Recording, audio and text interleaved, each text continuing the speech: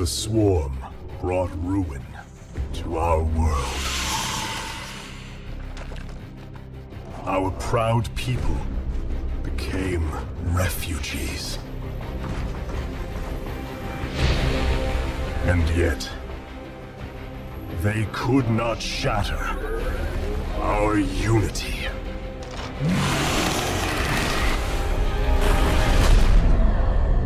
For we are bound by the Kala, the sacred union of our every thought and emotion.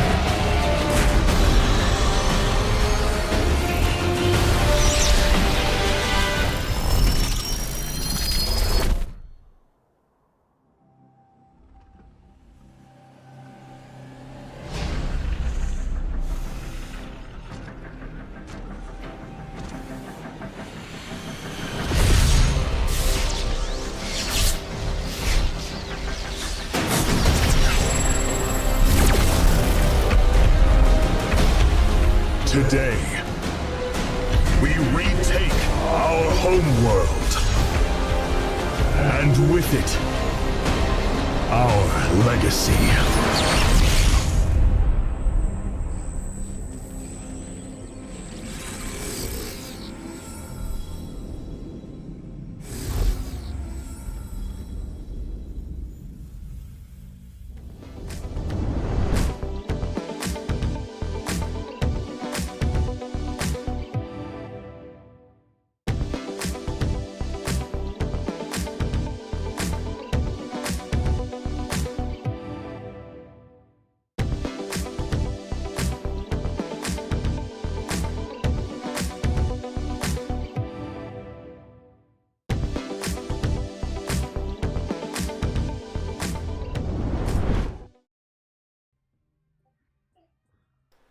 And we are back. Welcome back, everybody, to CSO Cup number 81. Once again, it is my absolute pleasure to bring some high-level StarCraft to you. My name's Linglad. Joining me is Chad. Chad, what's up? How's it going, dude? Hi everybody. Thank you for having me back on board again, Linglad. It is an absolute pleasure to be casting with you once again. I won't be participating in this one because honestly, it's a little scary. We got some fantastic people lined up in today's bracket. I hope you're all very, very excited. It is going to pop off. Yeah, really looking forward to this. We've got some real big names. You've managed to rope in a couple of the big boys representing the ladder legends, is it? Absolutely. Let me give you a very short introduction on that, guys and girls. I'm sure everyone here has heard of us already. We're making a lot of noise in the community. We have Battle B representing Ladder Legends, a coaching service specifically designed for the betterment of the community and those that want to improve on the ladder. Wow, we are very, very excited for popping up and showcasing Battle B. And Gamer Ritchie, the coach of coaches and co-founder of Ladder Legends, will also be playing, and we should hopefully be seeing him be getting casted. But first off, he's up against Replicant. But we got to focus really hard on this match. It'll be very, very exciting. Battle B has been training for this, working hard. I'd love to see how he represents. Yeah, for Let's sure. get the introductions. Yeah, speaking Let me of... introduce Battle B for me, if you don't mind. You go ahead. Amazing.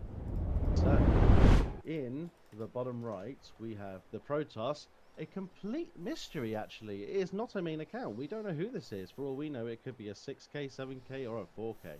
Who knows? We got Barcode, Protoss, under the clan of Triple. Yeah, and his opponent in the top left-hand corner of Maganatha, as you said, representing Ladder Legends, is the Red Terran player, Battlebee. I wasn't watching your thing. I thought it automatically did it, so I was wondering why you were hovering over the barcode. I was like, okay, fine, I'll introduce him then. That's on me, everybody. Well, it's not a game if we're not laughing, right? For sure. So, yeah.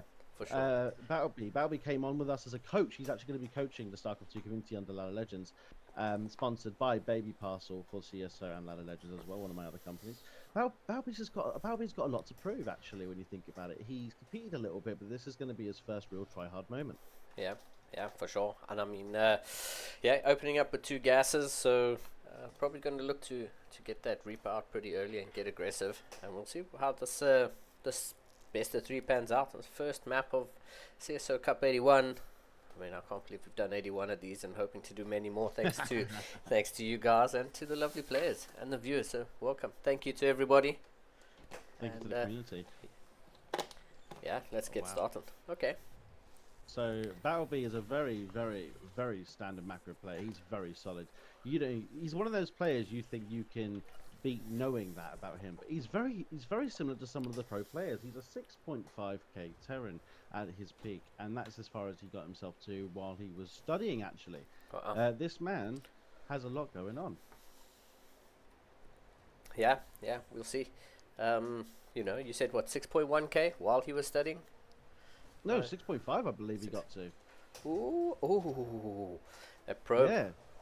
Triple, try to get that probe out. I'm just going to call him by the clan tag, the barcode. I'm just going to call him Triple. Call him Triple. I think it's a good idea. Yeah, Triple did a recall to try to get that first probe up, but the Reaper got the final shot. And that's a wasted recall and a dead probe. So, Battlebee, he's starting off, it's that little early game W's. This is always a good start. It's a good feeling. Yeah, for sure. And he has that Reaper across the map and, getting the scouts of seeing the exact timing of that Nexus, and he'll know, okay, it's definitely double gas. Even though he hasn't been in, he'll know the timing of that Nexus and say, okay, this is kind of how you... I think so. Of a man of Battlebee's caliber. I'm so proud to see him representing the Ladder Legends clan already. We've just been breaking our back, and I hope that you guys enjoy this game. CSO, being the wonderful community that it is, an organization that it is, has been very generous to let us represent ourselves in this tournament. You got to be checking out all of their streams, guys. It's honestly something to watch. Yeah, thanks, dude. Thanks. And it's like I said, it's great to be able to put these tournaments on, come week in and week out, and it's all down to the players who turn up, and we've got some big names this week, but. We've got this blink opener here. Here comes the Reaper. Not going to be able to make it out alive this time. Finally gets picked off, but gets a pretty good scout. Sees double saturation on both gases. I saw the Twilight Council at the front, but it's a very old school style of playing, putting your upgrade buildings at the front. It gets a Terran on the low ground as well. I mean, the macro is very solid for Triple, but at the same time, I can't help but wonder, who is this guy? I mean, he's playing like it's 2017 again, right? Yeah. Is it just me? No, for sure. Either that or he's very confident in his ability that his upgrade facilities and his tech isn't going to be taken out by Battlebee. You think he knows Battlebee? Because Battlebee's quite a beast, so... Oh, yeah, he's a very well-known player. He takes out players as high as you like. Look at that. A triple drop a Marine in the main, going straight into the main, keeping it busy. I don't know if he actually got a snipe on many workers there. We do. We've got 3 worker kills. Is that going to be 4? Is he Micro's got 4? Maybe 5?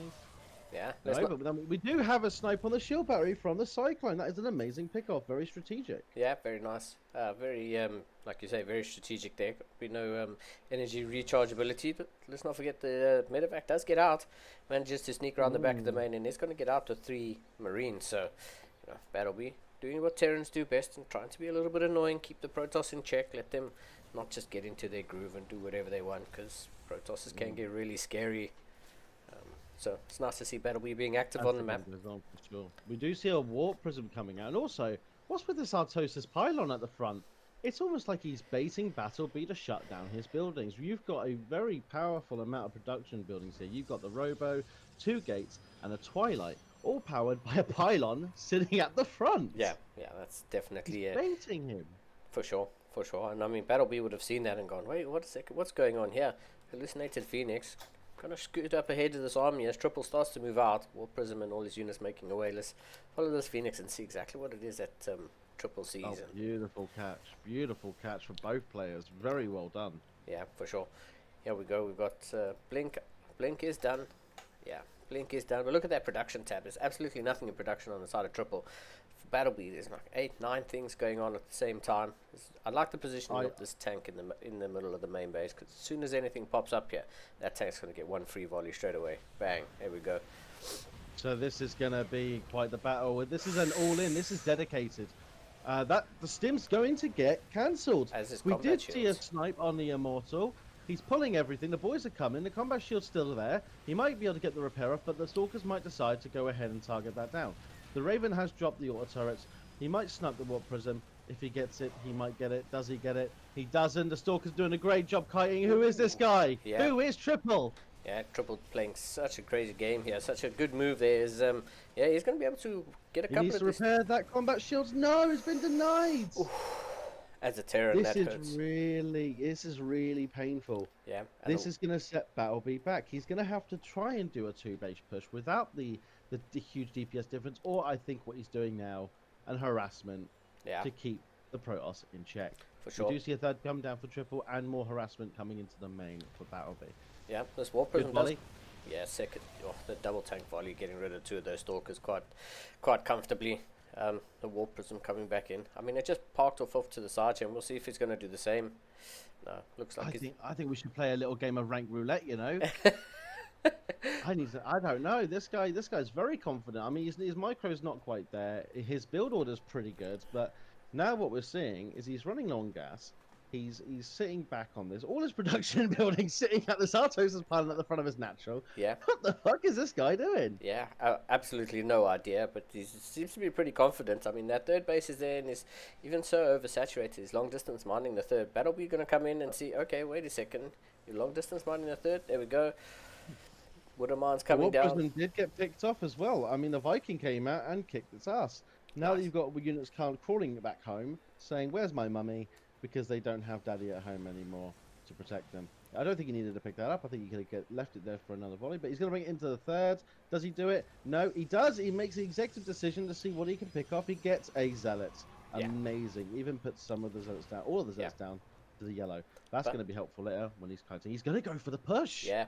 Battleby's moving across the map. He's saying, you know, I need to go now. Long distance mining the third base at the same time. He's saying, okay, I need to go. I need to do some damage because, yeah, losing combat shields and Stim is going to hurt. I mean, Stim pack's going to be finished by the time this aggression kicks in. Oh, okay. He's deciding not to attack from the low ground. He's going to get on even footing with this army. Let's see. Oh, great hallucinated Phoenix, keeping track of this Terran army. And you think Battleby's going home? Or is he just going to rotate around? I don't think this army's big enough for him to do the damage he needs to do, but he has got a fully saturated third, and obviously we know what Terrans have is mules, and mules are very dangerous. Yeah, mules are one hell of a drug, is what I always say, man. It's Hang so on good. a minute. I just heard back from Jackie. I don't know if you saw it in the chat. She's asked you to turn my volume up a little bit. Certainly. But we just found out Triple is a 4K Protoss player. Sounds a little bit suspicious to be playing like That this. sounds very suspicious for a 4K player. He's a very solid player, but maybe it's just one of those guys that plays very well in tournament settings, but he is hiding his main account. Yeah. This is not account sitting with one game on his match history across the entire career, and that is versus AI. So we are going to keep an eye on this. But Sure. I do see how this guy could potentially be a 4K player, but as a peak 4.5, high 4.5K random, currently sitting unfortunately a little lower because I made a mistake and went to England for a week.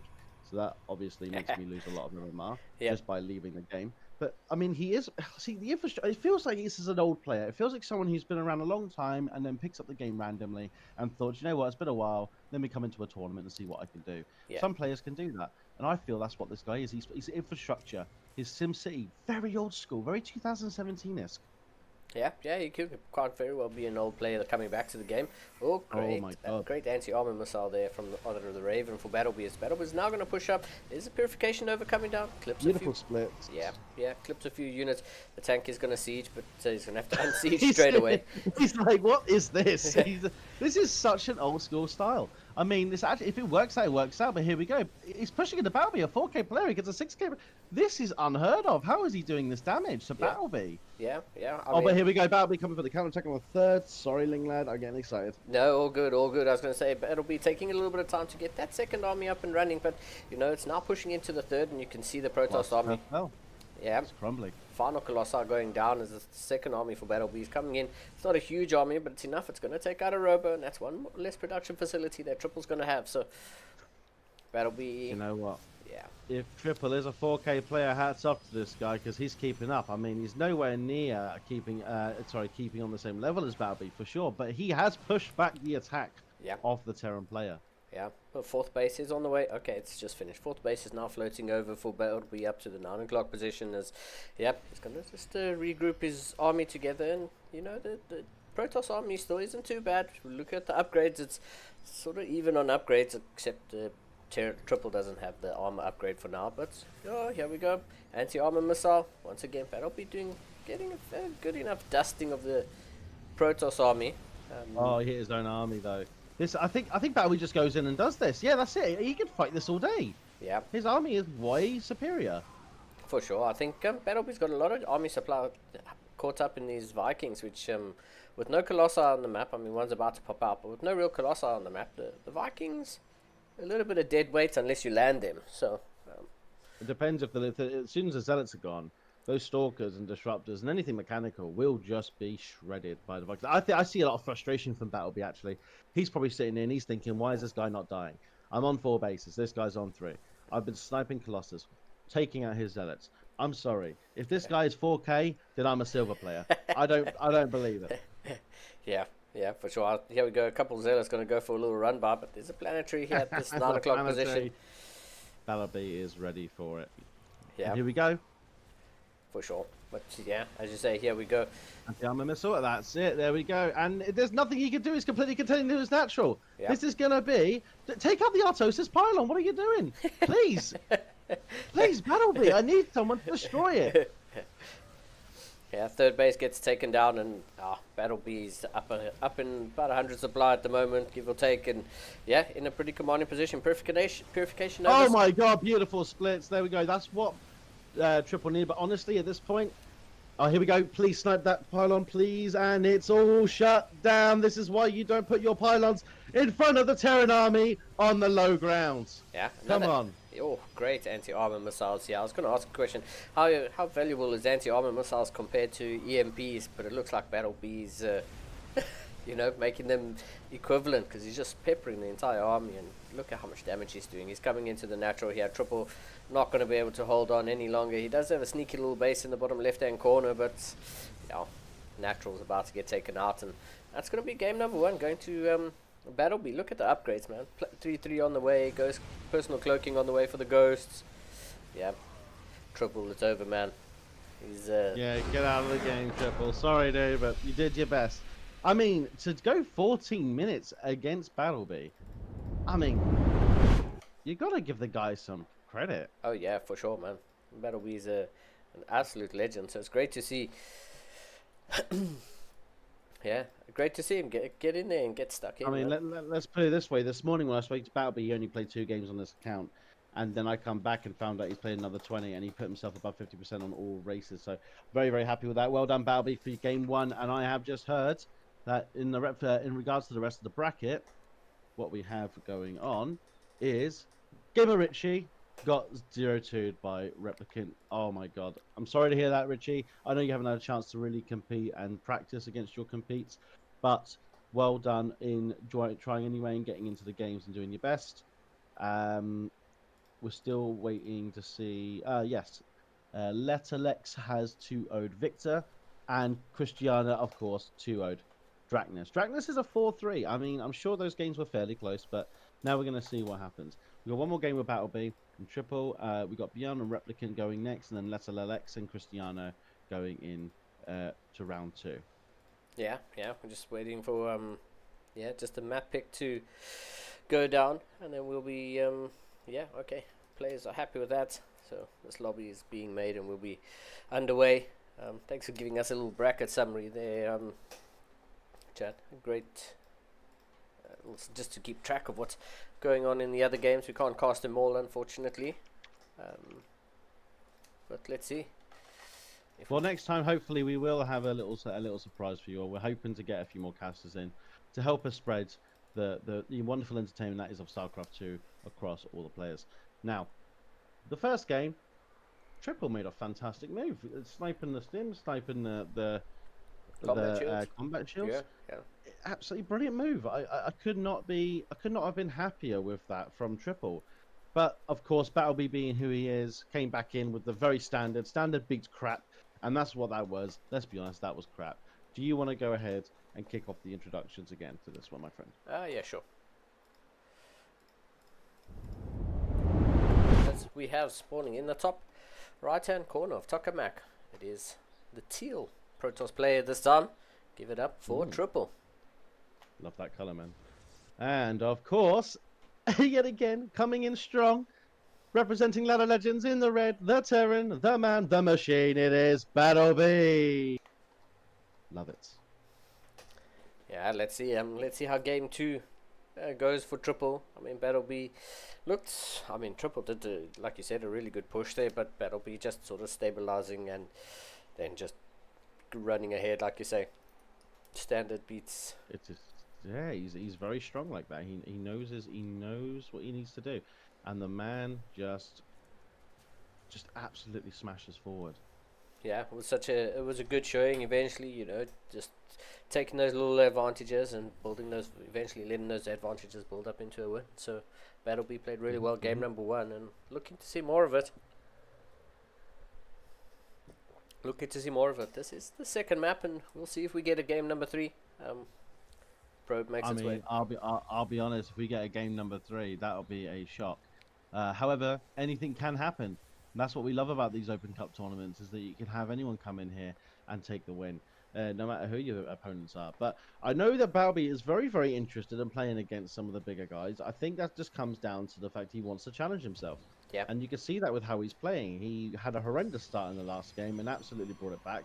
I do think there could have been a little bit more aggression on his side very earlier on, maybe a bit more mechanical as well to get more units out a little bit faster. But you have to trust the process with these players because they know what they're doing. They do it well, and they've done it for a while, and it's got them to where they are today. Yeah, for sure, man. They know what they're good at, and I think if players don't try to overcomplicate things, they generally play a lot better than if they try to get too fancy or try to do what's the absolute best thing rather than do what they're comfortable with. Because everyone can always do something better, but not everyone can be Cyril. So we have to just live and learn, and play with what you're comfortable with. And oftentimes, being comfortable is more important than trying to be perfect, especially in a game of StarCraft where there's so many things that can go wrong and so many things that can go right at the same time. So don't let try not to get too ahead of yourself. And we saw that Battleby could have definitely snapped that Artosis pylon quite early on there. But I'm pretty sure he saw it just in the way that the buildings were positioned. But obviously that wasn't a priority to him. He'd much rather do something else that was more comfortable, and ultimately got him the win. So ultimately did. I think this time he's going for something a little bit different. From what I can see here, the way he's opening up, it could be potentially a little bit more of an earlier aggression. He hasn't opened up the rest of his production yet, but we do have a Stalker here being a little bit annoying. We saw that in the last game, that when you bother Battleby, sometimes he can get away with his head. But he got another recall cancelled. That's such a waste. As a Protoss myself, as a Terran, as a Zerg, as a random player, that hurt all 3 sides of me. That is a horrible situation to be in. That's a chrono. That's another 2 probes in the time of 1. Yeah, Lost. for sure. And it's the second time it's happened to Triple. Battleby did it in game number 1 with the probe, tried to recall that, and the Reaper snapped it. And now in game number 2, the Cyclone and the Marine coming down the ramp. Please target the pylon. Please target the pylon. He's running away with the cyclone. He doesn't want to. He doesn't want to be too aggressive. We do see a DT shrine. This is a DT opener for a 4K. His builds are very solid. Yeah. I mean, it's nice to see that variation. But I mean, Battlebee's going across the map here with the medevac, and might just see that. You think that medevac's headed into the main? There's only one place for it to go. It's probably going to get there in time. So. Probably going to get there in time for the Dark Trying to finish up. There's no pylon out on the map, so... Do we have... No. What's it called? How do you get the... buildings, structures, T. So we do not have an engineering bay. So he needs to save the scans. Yeah. He can't make... NG Bay's halfway done though. It's building in the back. We have a Raven. So we have a Raven. We're okay. Yeah, Battlebee will be safe either way. He's going for the bunker at the front, and as soon as the NG Bay finishes up, we'll probably see a missile turret come down. But here we go. DTs are warping out into the main in pure sight of Battlebee. So Battlebee is well aware that this is coming. Oh. I think you heard the... I mean, it's doing damage, actually. It killed a couple of workers. Yep. Yeah, and also forced a scan out in the natural. So, pretty good. Oh, wait. Hang on. Look in the main of... We got 8 worker kills from Battlebee. Yeah, that's 5 probes that have gone down. So, yeah, Battlebee... Oh, did he go back in with the Widow mounts? Probably. I think he did, yeah. I mean, you got to do something. You can't let the Protoss do what they want. Yeah. So... There's one worker kill from Triple with the DT harass, which clearly, you know, you can make Archons, but that's not really cost effective. You've now got a building that has cost you 150 mils, 150 gas. I believe is what it is. Correct me if I'm wrong in the chat, guys. And then you've made 2 DTs, which I know are 125, 125 each. You know, you're looking at nearly 500 resources collated to make this, but these Archons should get something done. Marines do not stack well against Archons. They are like towers of energy coming at you. Yeah. Quite literally balls of plasma coming at you. But yeah, here we go. Combat shields on the way.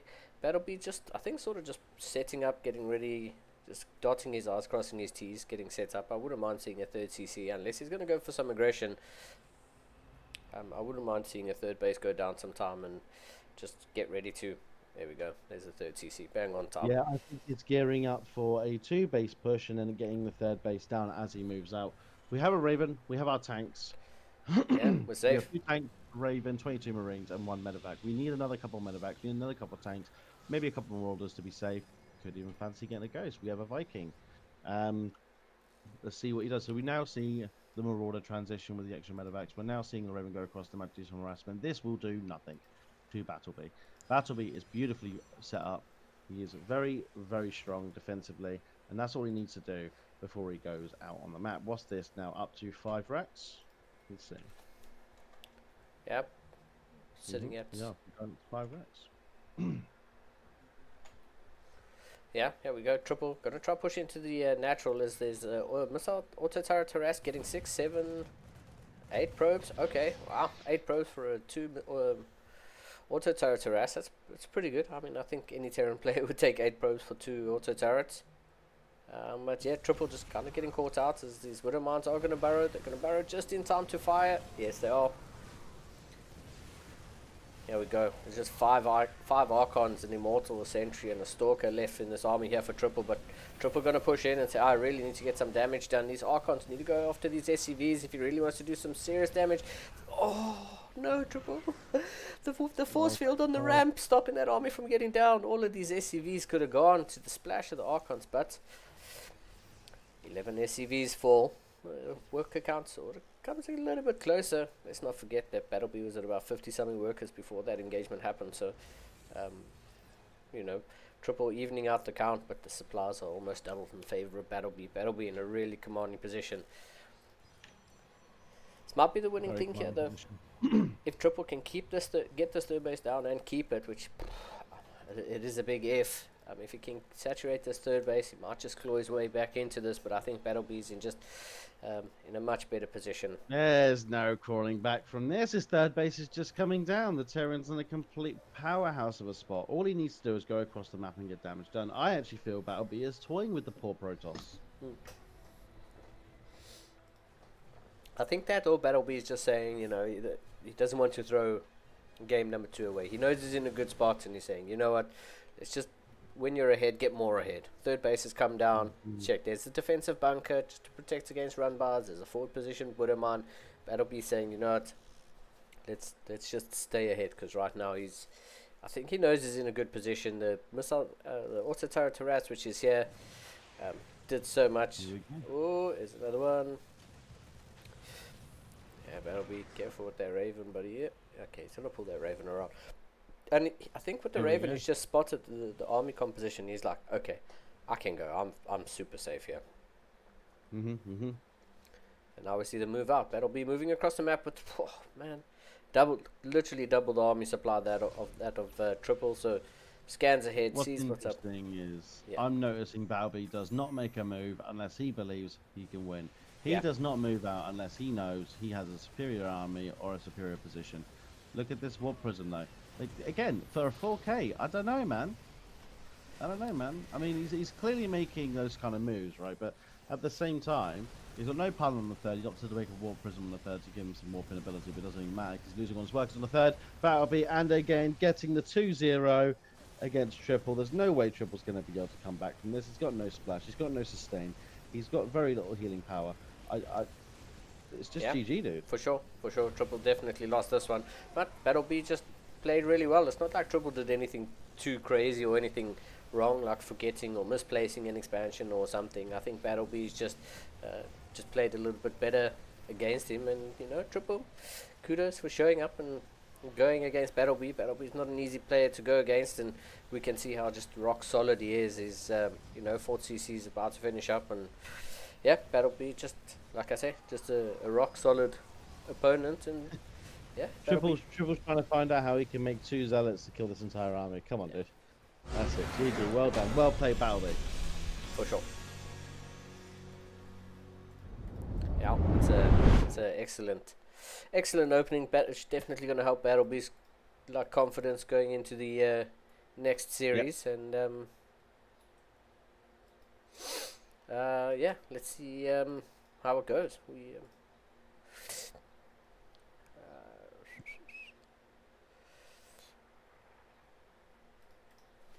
I'm gonna see if we can get this. Okay.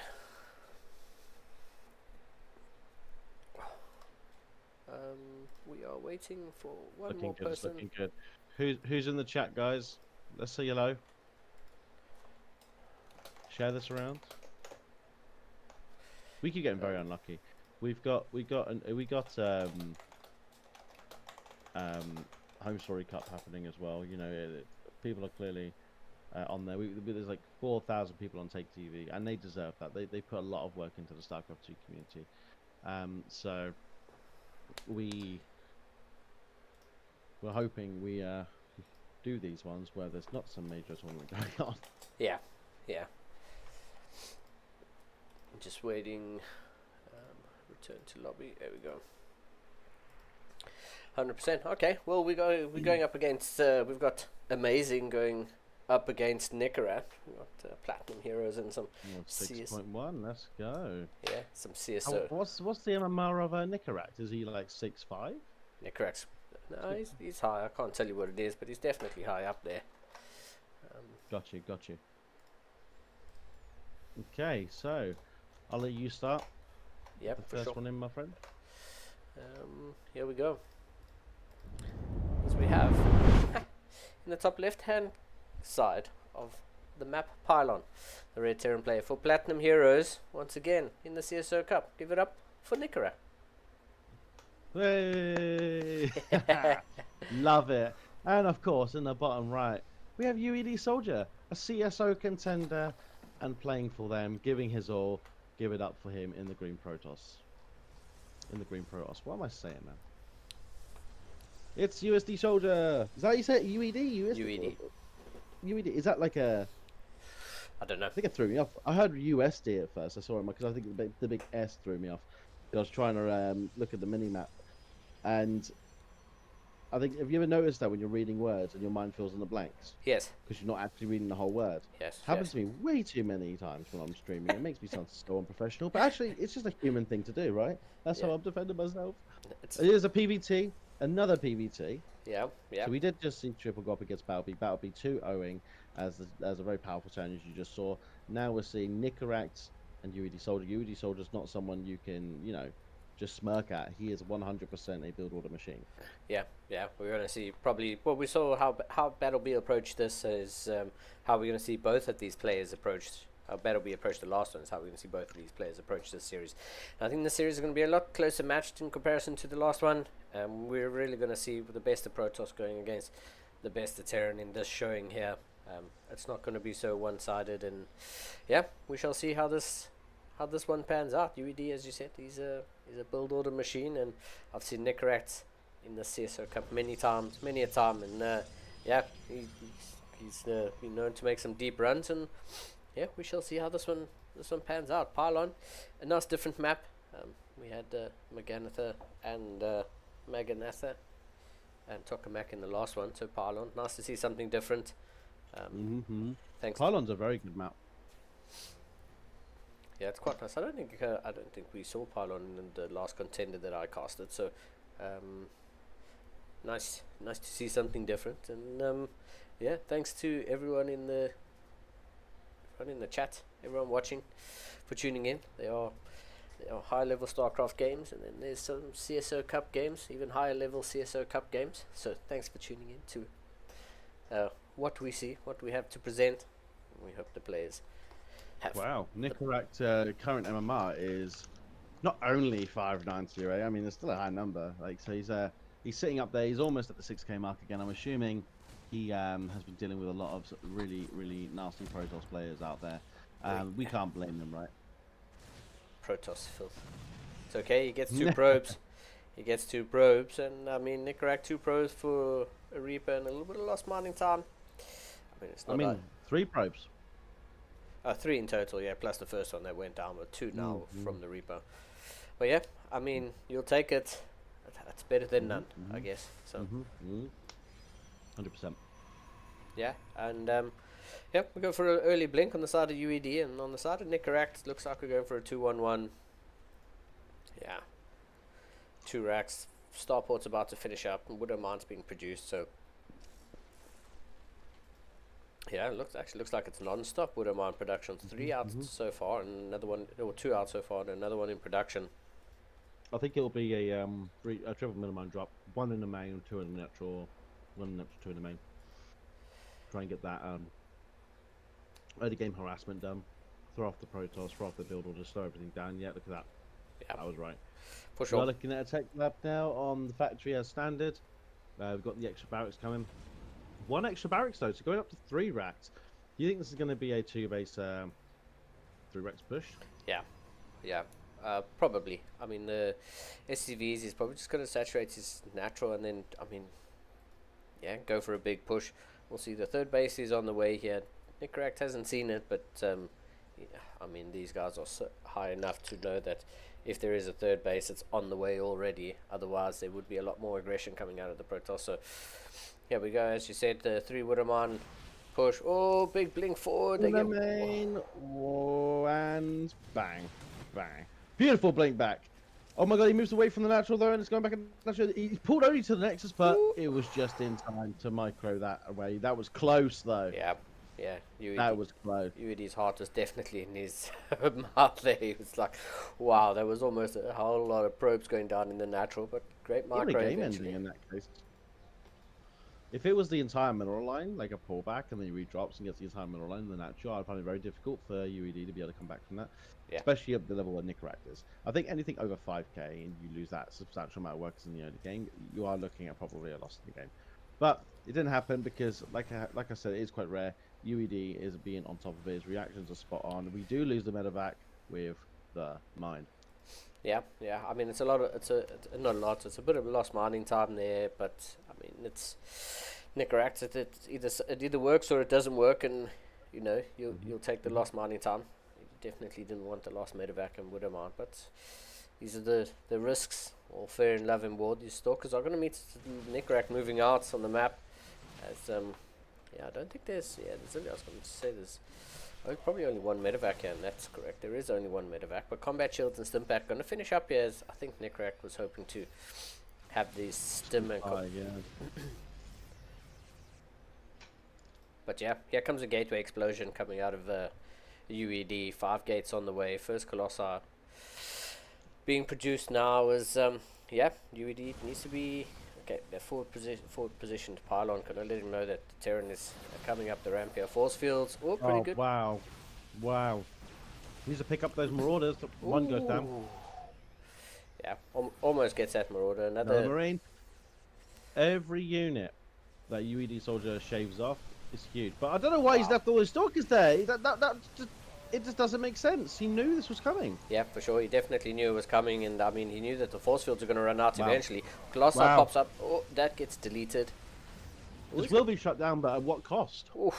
I mean, both players trading their whole army, but if you look at it now, the army supply of Nickeract is double that of UED. So, not a great trade. But like you said, I mean, you knew this was coming up. You knew those force fields were going to run out, and these stalkers were just sort of positioned here in no man's land. And yeah, UED pays the price. He blinks those stalkers forward. 2 stalkers get deleted.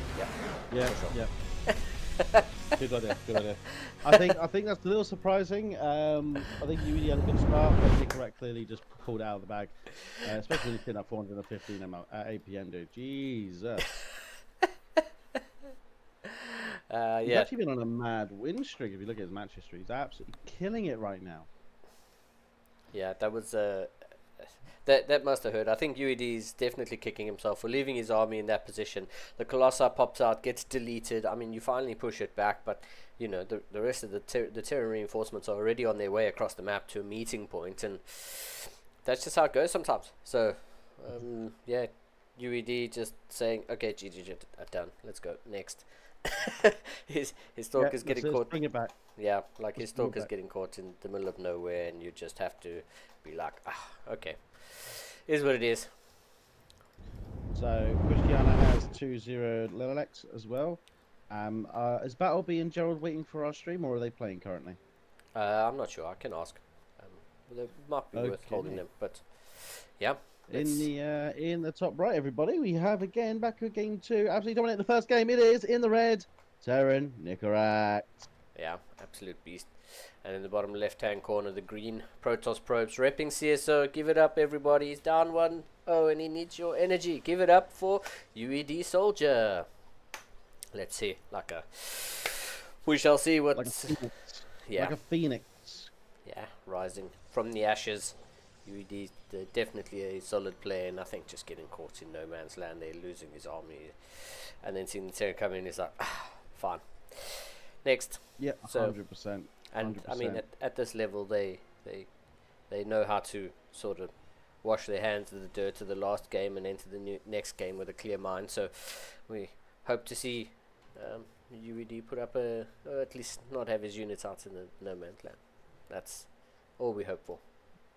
Let me ask chat. Let's get you guys in the chat. Let's get talking and engaging. Who do you think is going to take the next game? Will UED bring it back and even the score, or Nickeract take it all and go to a 2-0 into his next opponent? What do we think? Let's get conversations going, everybody. Let's get active. Yeah, I mean, active is always good.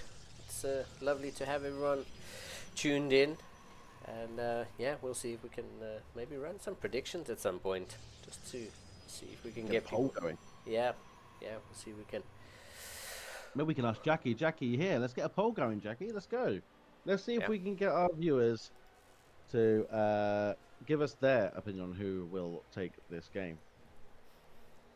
Yeah, are we going to see Nickeract 2-0, or is UED going to even up the score? We we got the little Reaper jump spot blocked off as the bunker's coming down in the front, and you know, sometimes most of the time, if people aren't overly aggressive or in each other's faces, it's generally a slow start to the game. We got the Adepts. Oh, Adept picks Well off the done. Reaper. Well Nicely done. done. Yeah, That's a good recovery.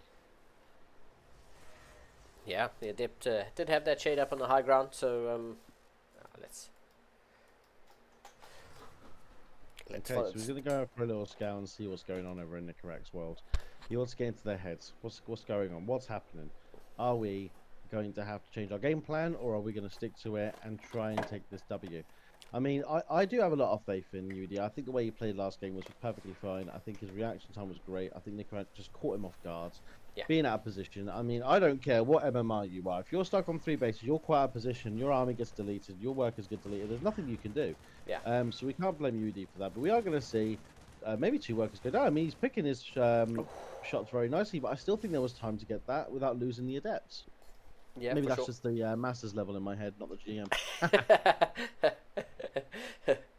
I mean, you take it unless that SCV is going to be an easy kill at some point. So it's actually true. Well, it looks like he's going to get his wish. No, oh my god. was I mean, gonna is it worth throwing away this adept and scout potential for an extra couple of worker kills? Yep. I mean, in my mind, yes, because of the mules. But at the same time, I think he just wants that map potential. But there we go. I think he's going to come in now because there's a little bit too much presence. No. Those Marines are hunting that adept, though. If it gets picked off and it doesn't get those worker kills, then obviously all we're going to see is a little scouting information, but really nothing else to write home about. What are you going to tell your Protoss buddies? Yeah. I think now with 8, now 10 Marines, it's a little bit too much to just stand there and fight with the adept, and I think that's why you. He finishes it in the most unfortunate place. Yeah. Oh, at the top of the ramp. Yeah, that wasn't the play. Yeah. Happens. It certainly does, my friend. That's sure. why we all lose games. For sure. What's your MMR nulling that? What did you say it was? Sure. Would. I have not played in a while, to be honest. Oh, But yes. I shall. I was low diamond when I was playing, but Will you be joining us at Ladder Legends, competing in our little tournaments, checking possibly. out some coaching? yeah, possibly. I've just finished renovating my living room. Well, about 70% of the way done. So we received a couch on Friday and we used our couch on Friday. It was amazing.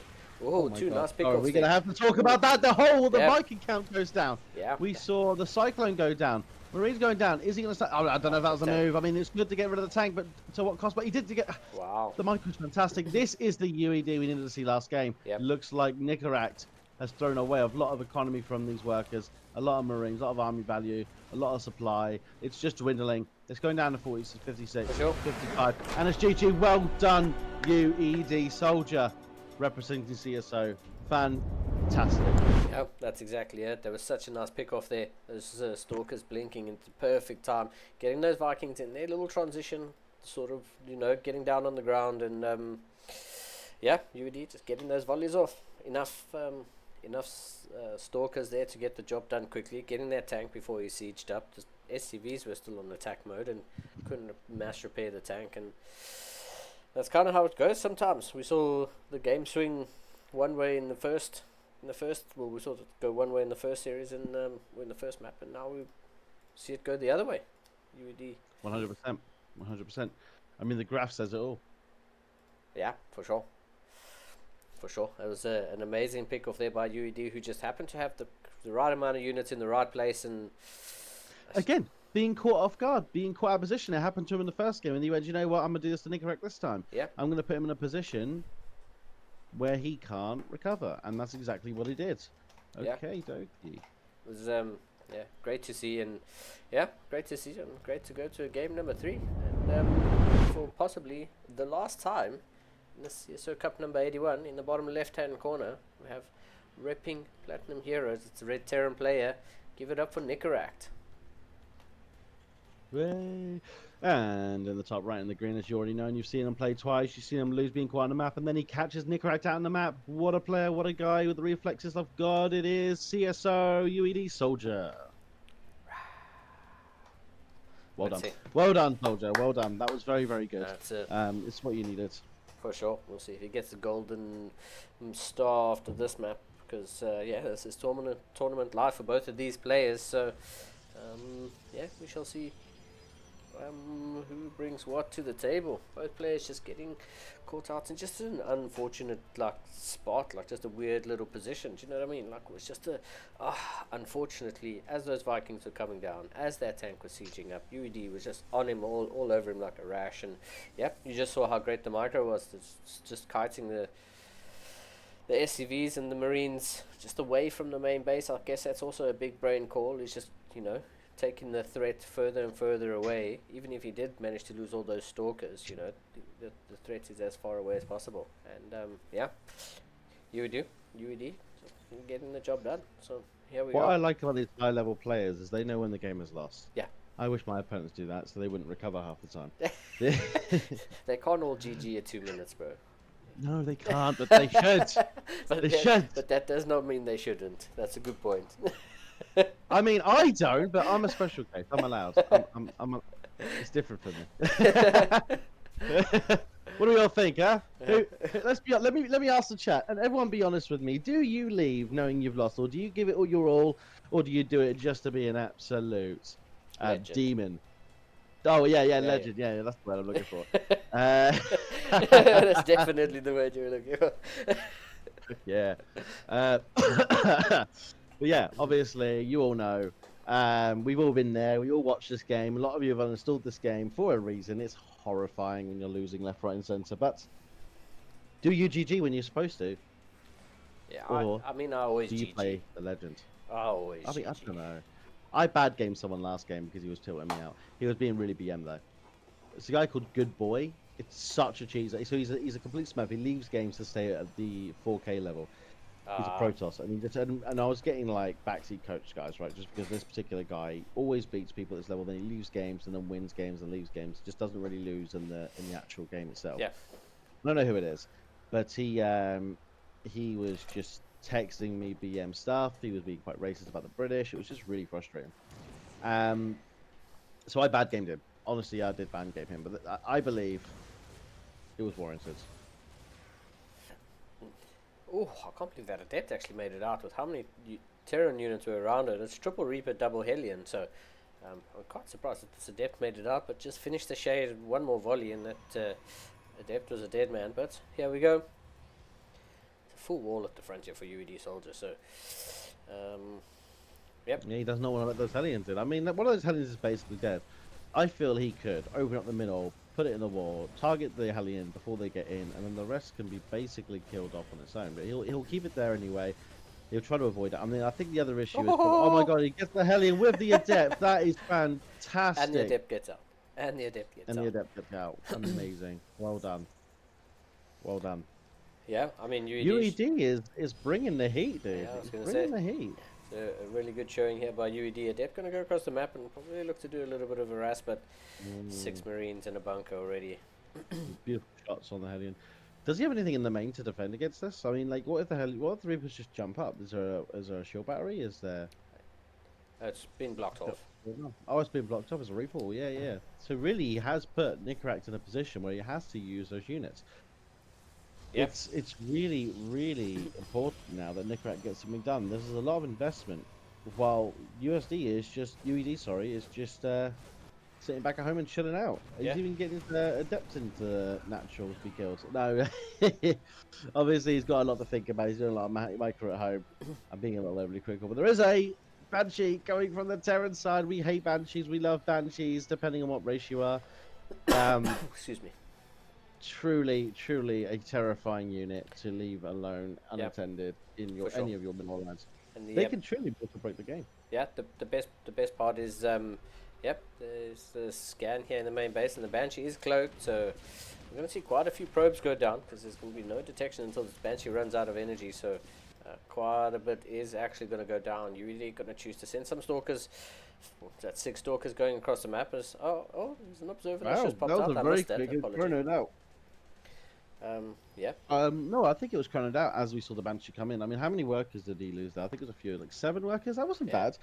I mean, it's better than nothing. But then again, there was a delay on the starport. But if he's just sitting back at home, being defensive, Stim's only starting now. There's a lot that goes wrong with this situation. Oh, he did unsiege the tank. Oh, but this is a terrible position for UED. He's not going to be able to get that tank with that many stalkers. Nah. There's too much repair going on. And the Marines are going to come in. Every stalker that goes down lowers the DPS of that. Yep. And yes, of course, unfortunately, that is GG. Well done. Yeah, unfortunately, not enough stalkers just to one-shot that tank, and yeah, Nicorak getting the mass repair on that tank. And like you said, these players are so good that they know when it's time to GG. And I mean, I think UED definitely could have fought that one out, but I think so. I think in his position, he threw away all his stalkers. He was probably really frustrated. But yeah, for sure. there wasn't much more he could do in that situation. Actually, I think Nicorak just had the units ready. He was getting the production on. But I think if he knew what the production tab was telling us, yeah, for sure, he probably would have stuck around. Yeah, for sure. For sure. And I mean, yeah, UED leaving that one gives us the opportunity to hop into what could very well have easily been the final. And it's actually going to be the very first semi-final we have. We've got Onside's Cristiano going up against Beyond from the Shopify Rebellions. Damn, like I said, this could have very well have been the semi-final. But yeah, we're going to go up and get some extremely high level, high level PVT. Here we go. There's a lot of PVT going on here, Actually, isn't there? yeah. Actually, there's a lot of PVT going on today. Actually, I don't even know if we have had a single Zerg in the tournament today. I think we asked Battleby and Gerald to hold off on their games until we get round to casting them. So let me just oh no, he just went into the custom. Battleby just started this game. Okay. Well, let's hope he gets into the semi-finals then. Yeah. Okay. I thought they would already had started. Okay. Nothing wrong. Have you seen that Onside's Cristiano has the GM badge, and Beyond is sitting on a Master's badge, but I suppose this Which is is very misleading.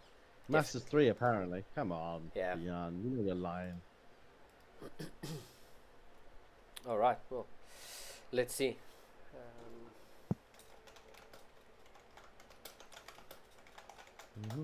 Okay. Well, let us. I'll tell you what. Let's take a 5-minute break then, okay? Before we go into this game, if they're needing that. Yep. Is that what he's asking for? 5-minute break? Yeah, that's cool. We'll be back. Yep, probably in 3 to 5 minutes. I'll put the Legacy of the Void video on. And do you want to do a baby parcel shout out before we go? Yes, please. Let's do the baby parcel video. Let's do the shout out. So, proudly sponsoring CSO Esports baby parcel coming to you. Now, I know a lot of you here probably don't know many babies, but if there is a chance that you've got a family, a loved one, or yourself is expecting, please turn to us at Baby Parcel. All the players here today, everyone tune in. The links will be handled down below. We look after a lot of expecting parents with bundles and fantastic plushies and just really nice things all around, okay? We do have free delivery across the UK. If you're in another country, reach out to me personally so we can sort out shipping for you. We are essentially cost of living friendly, okay? So it's not going to cost you a bank. So if you know someone who's expecting or yourself is expecting, please reach out and we'll look after you, okay? Thank you so much. Well, thanks to Baby Parcel for helping us put this together. And yeah, man, well, I'll put some videos on and we'll be back in a few minutes. One of the players has just asked for a quick little break. So, yeah, we'll be back.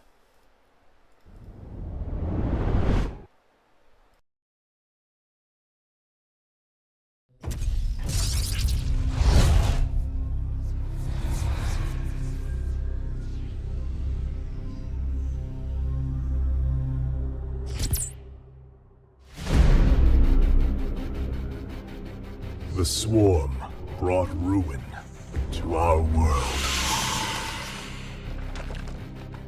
Our proud people became refugees. And yet, they could not shatter our unity.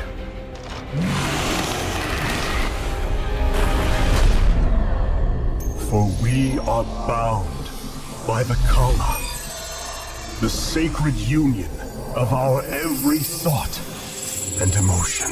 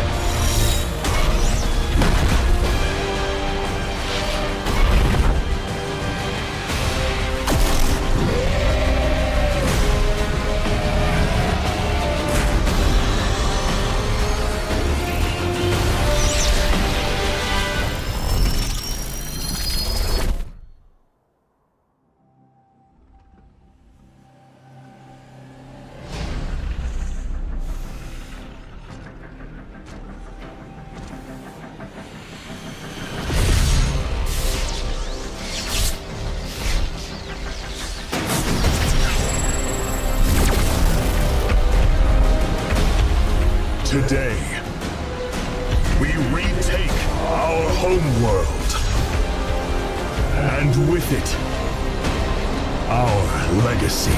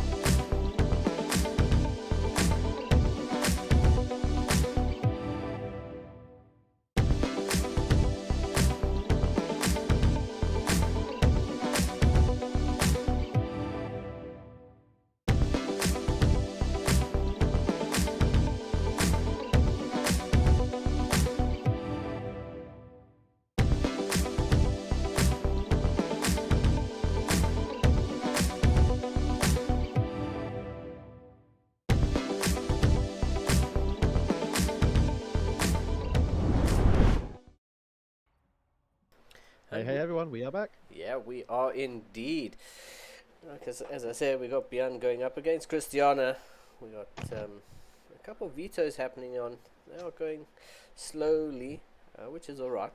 You know, we got what do we have out at the moment? We've got Incorporeal out. We've got Lost Fantasies out. Maganatha is out. Pylon has been taken out. Alright, so we are getting there. We are getting there. Oh man, I'm excited for this one. We have what did we say? We've got Christiana's Interesting map choices.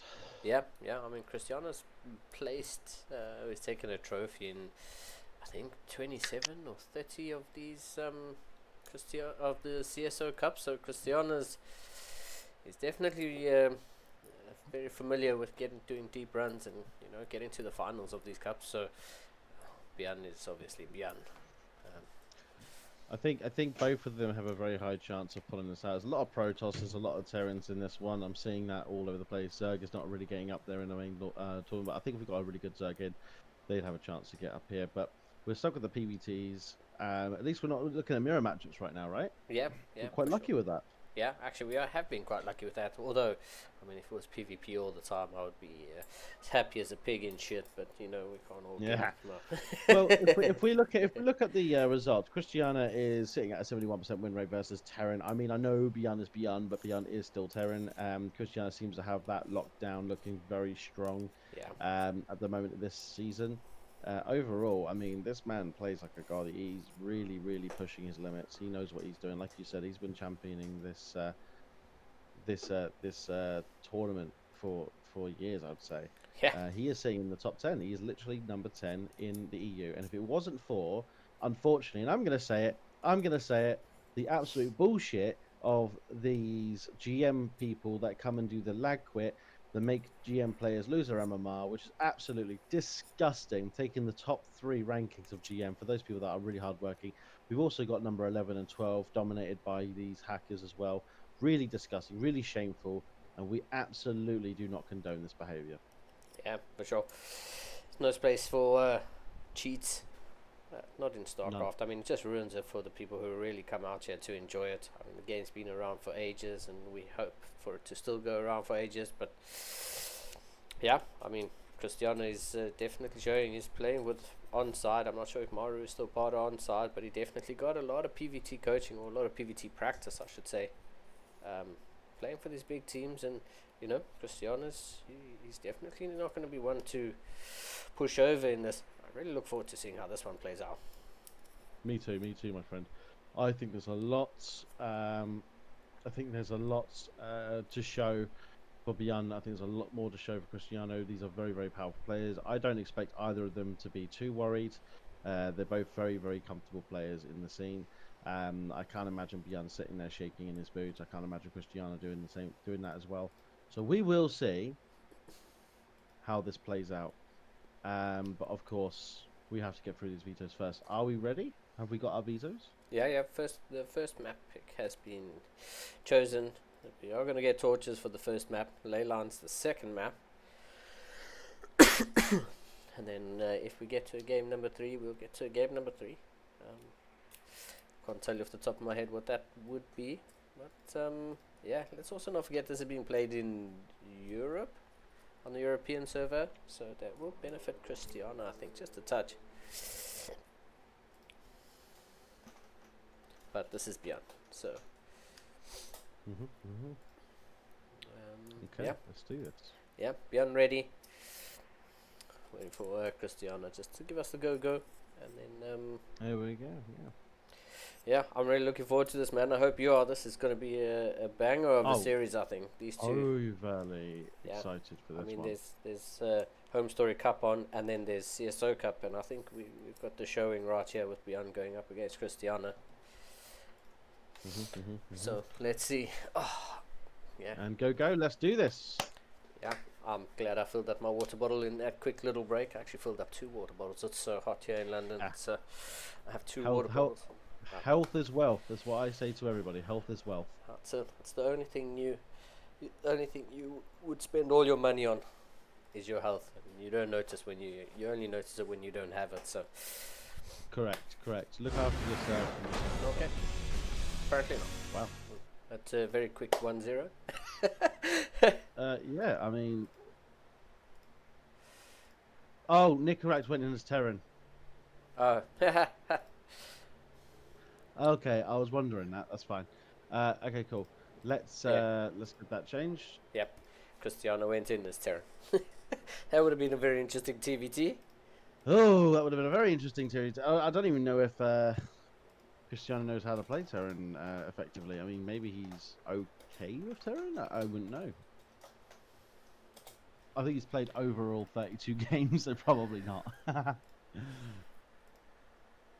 There we go. It'd be like me playing Beyond. Yeah.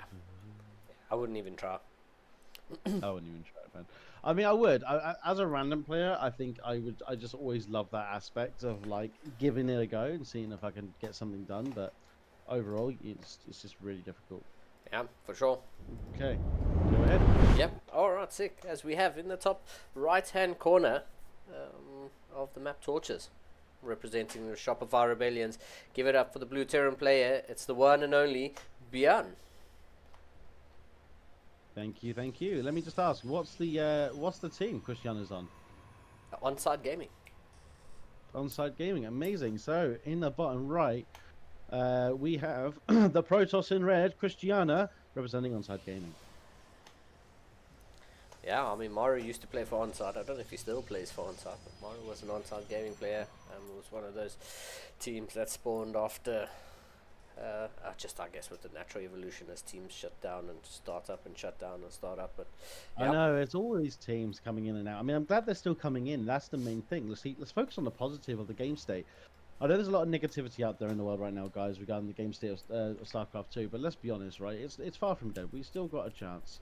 Okay, we absolutely do have a chance to make it back, and that's why we got the wonderful organizations such as CSO. We got the next wonderful organization coming in, Ladder Legends, founded and operated by myself and Gamer Richard, the coach's coach. There's a reason why we have Shopify Rebellion here on side. We have all these fantastic teams still operating within StarCraft 2, even if we're not being directly supported by the developers. But that might change. Let's all hold our hands together and just beg and pray that StarCraft 2 gets some sort of major update, some major patch, some major development coming in. There's always a possibility with a game like this. It is never too far off from being a fantastic opportunity for the player base. So just stick around, give it a chance, do your best, try to hit that GM league.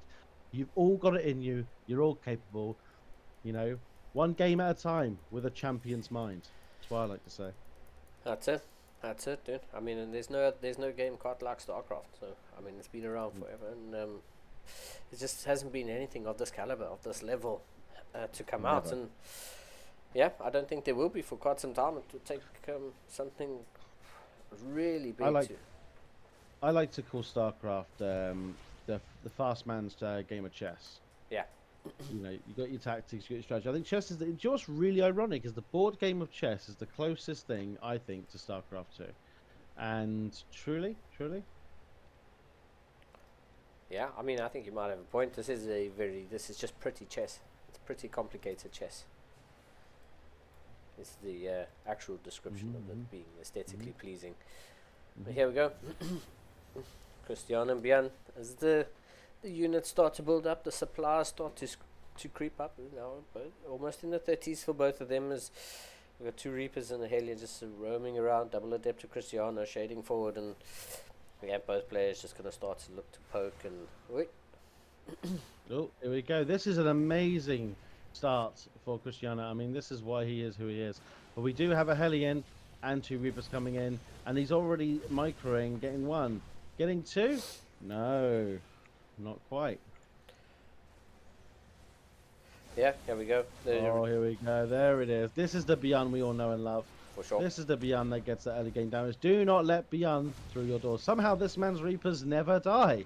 That is 8 kills with 1 Hellion and 2 Reapers, putting Cristiano back to even standards in regards to work counts. Yep. Insane move. Insane. He is the man who got the Reapers in the Reapers nerfed multiple times. Here we go. Double Adept gonna shade forward, and unfortunately getting caught by the Cyclone, and yeah, gets the lock on one of them. It's now just gonna hit back. This is a Beyond game already, guys. I mean, I'm fingers crossed for Cristiano. I want to see him be Cristiano right now. It just feels like Beyond's put him on the back foot. His builds all over the place in regards to affording things on time. Let's just see if we can recover. So Beyond does get one more probe. That's okay. It's only 4 Marines. Nothing too scary. Yeah, and Björn. Cycling going into that's beautiful timing. Beautiful timing. I'll take it back. Yeah, I was going to say, unfortunately, Björn offloading those Marines on the wrong side of the structure wall and loses 1 Marine, but does pick up and get 3 out of there. The Cyclone, though, into the natural, gets 4 more probes going to go down, but the Cyclone isn't going to be able to make it out alive. It's 5 extra probes go down. I mean, that's 13 probes. Yeah. 13 probes.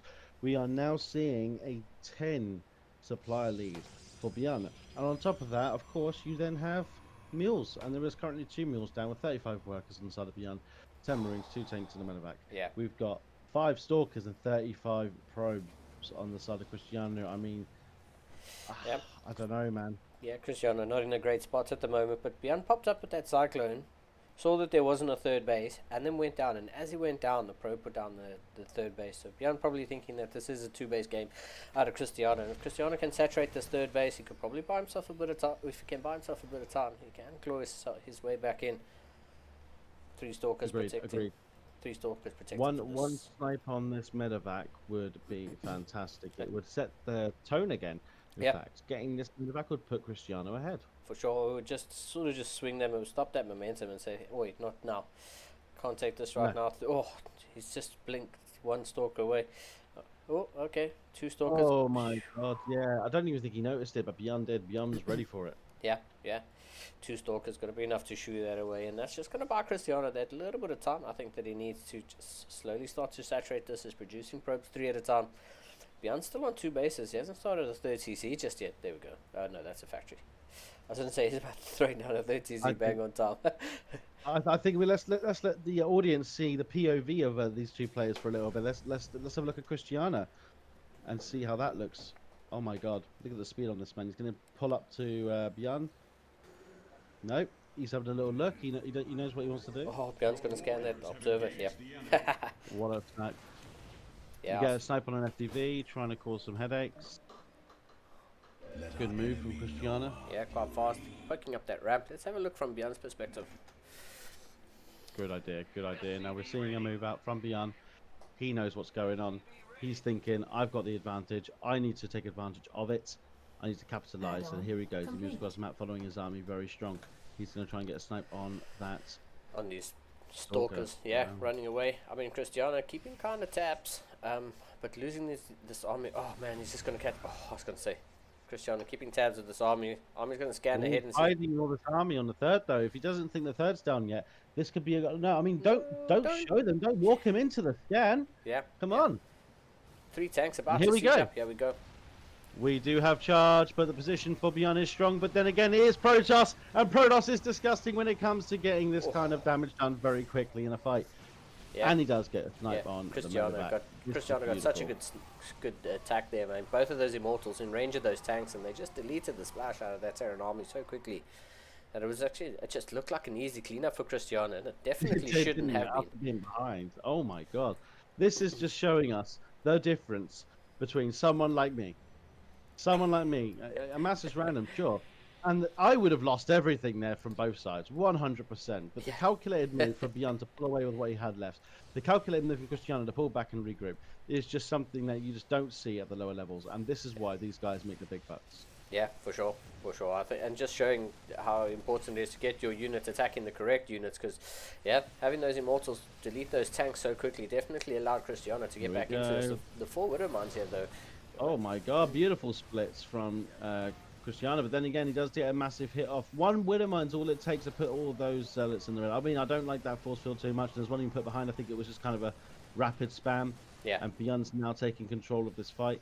Again, I feel like Cristiano's holding very well. We are still sitting on 2 bases for Beyond, 3 bases for Cristiano. This is definitely in his favor. As long as he can keep on the momentum of pushing away Beyond's army, not losing too much, sniping off whatever he can snipe off. I mean, these force field, I've seen better. I mean, I'm a bit surprised. Yep, for sure. I mean, Beyond definitely putting Cristiano under a bit of pressure here. The third base for Beyond has just finished. It's not lifting off or going anywhere, but third CC is complete. It's not. No, it is going down. Yeah, it is going down. Once again, that force field just creating a little path for the Marines and Marauders to get round. It's actually helping them. It's helping them more than anything. Yep, for sure. It's reducing the surface area, but yeah, here we go. Cristiano trying to hold on. Yeah, Beyond 20 supply ahead, 15 supply ahead, and a few more reinforcements streaming across the map here. So, okay. And we have the Colossus. That's a much better force field. There we go. That's what we needed.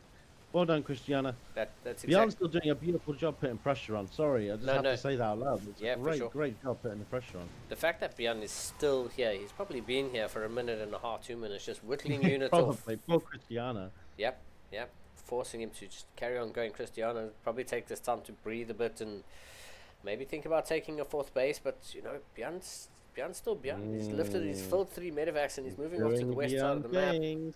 Yeah. As here we go. Beyond gonna push forward. Cristiano's gonna see the size of this army and say, wait a second, This arm is very small at the moment. He must know that Yeah, he something's. will. Yeah, he will. I mean, he has seen it with the Zealots. If he looks, he's going to come in for the defense on the 30 years. He's sitting on that ramp. Very clever move. Very honest. But I do not see a shield battery here. Nothing that can actually negate the sustain of the Terran army. Yep. We Yep. do need to see something go down now. We got a counter attack of Zealots on the third base, but there's a very, very well saturated third base, and the army's going to come in to clean that up. Bjorn has returned home. He hasn't attacked the third. I think he doesn't see the potential damage yet. So he's going to buy his time, be a bit more patient. He knows he can actually get the damage done if he regroups and Yep. plans this attack out. For sure. For sure. Cristiano buying himself that little bit of time. That's Illit Rumbar just throwing Bjorn off just that tiny little bit to the point where, he could. Now it looks like Cristiano's going to go on the offensive. A couple more zealots coming in. Extendothermal Lance is completed. So, I mean, the splash damage on this Protoss army is going to get a lot stronger. I think I prefer Colossi instead of Disruptors in this kind of fight, especially against someone like Bjorn, whose micro is just impeccable, and he's just not going to. He's just those Purification Novas just aren't going to hit, and with the Colossi, at least you got guaranteed DPS. Might not be the greatest, and they might be easy to pick off in a fight like this, but What a wonderful fight. That's such a concave. I think both sides did a great job there in that fight, actually. Yep. And I do see a reinforcement that's coming in, and we now see Cristiano trying to target part of the Marines on the main fight. The Archon here doing the bits, taking out a Marauder, taking out more Marines, more zealots coming on the left, but I do think Bjorn Yeah. is going to clear it up just about. That Viking sitting on the high ground, just doing the damage, just whittling down the Colossus' health. for And sure. unfortunately, that is Wow. it. That is game number one, unfortunately, like you say, unfortunately for Cristiano. The Vikings, I mean, there was only one Viking at a stage there, which got taken out quite comfortably, and then, I mean, the second Viking just showed up, and I think there just weren't enough Stalkers to whittle down those Vikings, and Correct. that's it. Well, I'd also like to say Battleby and Gerald are in a 25-minute game.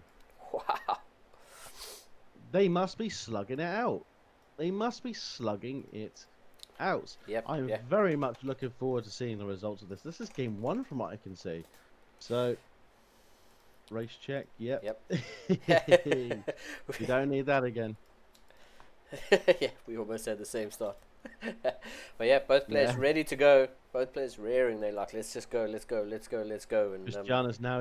Cristiano's raring for it. He's like, we got to do this. Come on. yeah, We gotta bring it back. He is focused. He is ready. We saw that in the last game, but that is a very hard game for Protoss. I think the map really gave Beyond the edge there. It's just a little too much dead space, and then he just had to wait for Cristiano to come in on the attack, and then when he did, it was just game over. That's why he pulled back. I think if he felt there was going to be a time now where Cristiano was going to have to move forward, and unfortunately, that was it. So, just to kick things off in this round, as you all know, we've represented them already before. We're going to say it again and again and again for all these fantastic players we have in the top right, beyond the Blue Terran. The Reaper Nerfer. and his opponent in the bottom left, representing Onside Gaming. Give it up for the Red Protoss player, Cristiano. Yeah, beyond Dude. having probably just having defender's advantage there, and the units just popping out so close to where the aggression was actually happening, and that's probably what just won that battle there. Because Cristiano looked like he had it, man. I mean, Bjorn lifted the CC and pulled the boys, and he knew exactly what he needed to do to defend this. And I mean, Cristiano still made it look like a fight, but perhaps just staying a little bit too long. Or once you're that deep in the engagement, you can't just leave. No. It's either you win or you lose at that Make or point. break. And Absolutely. yeah, that's how it goes. But we got a little bit of spicy. Here we go, Bjorn with the NG Bay block. Cristiano not even going to bother attacking that SCV. He's just going to go take his expansion somewhere else. And Bjorn going to... Oh! That was close, man. Bjorn nearly got the block off on the second Nexus location. But Probe giving him some angry words. Yeah. Probius is like, I was there the day on Aya. How dare you disrespect me as such? Yeah, how dare you. But here we go. I actually like that in the Heart of the Swarms. You know when you play as Probius, you ever played it before, Heart of the Swarm? No, I haven't finished it, no. Oh, brilliant game. And it's basically League of Legends, but a bit more cartoony, a bit more friendly, I would say. Okay. And essentially, you could play as a probe, and it's Probius, and it's in the League, the Legacy of the Void intro, Yes. the probe that starts the pylon. Yes. That's Probius. Oh, He cool. is a senior probe in the Protoss army, and that's why he was down there. and he was the one that initiated the invasion. You could play as him. He puts down cannons as part of one of his abilities, which I found quite ironic that they not ironic, but I was quite proud of the fact that if they were going to represent Protoss units like that in Heart of the Swarm, not Heart of the Swarm, Legacy of the Void. Heroes of the Storm, HOTS, they would make it a cannon rush. Absolutely awesome. Let's see. What do you think of the start here, though? For I think it's an interesting start. Yeah, 100%. I think it's going to have interesting consequences. yeah, I was going to say, how does against a this? guy like Beyond? Yeah, how does this work out for Protoss though? Having to take your third base as your natural. I mean, I know what kind of effect this has on a Zerg player, but in PvT now it creates an avenue for Terran to attack in from this north side. I mean, let's look at Beyond's base quickly and let them dance around a little bit. I mean, if you look in the base, it's not a 3 Rex. That's the first thing you got to identify. It's not a 3 Rex. It's not going to be pulling away. By the time he hits that third, as if it was his natural, there would already be a third, aka natural down. I don't think the timings are actually going to be much more difficult. I think it's more about the presence that he could do it that will throw Cristiano off, not the fact that he will do it. Yeah. And I think the fact he opened up Stargate, knowing that, was very ballsy. So either he knows how Beyond plays, or he's not afraid of the repercussions of this. Now, we do see there's not much going on in the natural of Beyond. So actually, when you think about it, Cristiano has a much stronger position. Yeah, it's Oracle gonna meet up. There's adepts around Beyond's natural. Good grab. He's trying to pull away that cyclone, but there are Marines there. But he does get a few SCVs. I think it's the first time we've seen a Protoss get kills more kills, more worker kills on a Terran than a Terran on a Protoss. Yeah. Yeah, this is never going to happen. You can pull 1,000 probes, and you're never ever going to kill that Reaper. It is Beyond's Reaper. Yeah, for sure. They call him Micro Jackson for a reason. Isn't that Winter? Yeah, Winter calls him Micro Jackson. Is that where it came from? Yeah. Oh, right, got you. I thought that was just his play on words, honestly. He likes to do that. So we do see a medevac coming to pick that up. Ooh. Beautiful catch, but Nice. It did do a lock on. I mean, I feel like you could have done a little bit more there. Yeah. There was also energy recharge coming in on this Oracle, so here we go. Small little engagement. Here we go. I mean, this small little engagement could kill Cristiano. This could be a 2-0 here. The problem is you got 2 cyclones with the buggy cyclones at the moment, the instant lock on, and then they finish their lock on, they get it right back again.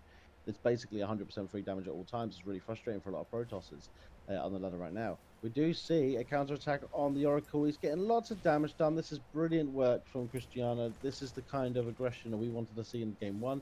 He's going to get another one. Oh, but will he get another one? He does get another one. He's playing with Beyond. He's making him say, oh, do you know what? This is frustrating. I'm going to have to deal with this. I have to invest in a Viking. And then the counter-attack comes.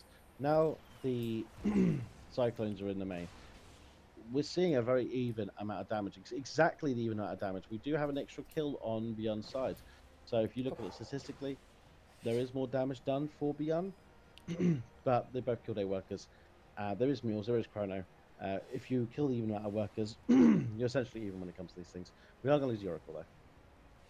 Yeah, that's a slight feel bad moment, but yeah, I'd actually like to see Cristiano patrol 2 Stalkers there. I mean, Stalkers are going to be in the mineral line. Nice catch with the Cyclone, and then there we go. That is a beautiful catch. That's exactly what you needed to do. Well done, Cristiano. Awesome. But he's trying to do the same thing. He's trying to get this. I keep seeing Process do this at high level. They try to get the Stalker engagements on the natural of the Terran, especially a good Terran like this. I find it very frustrating because those Stalkers are losing health. Okay, we can lose the shields, not a problem. But look at this. We've got 2 Brew Stalkers. He's not getting in. Yes, he's building a presence. Yes, he's getting the scouting done. But pushing in and taking a shot from the tank, in my opinion, it's just not worth it. Not for your Stalkers. They're very expensive, especially in the early game. We've got Oh wow.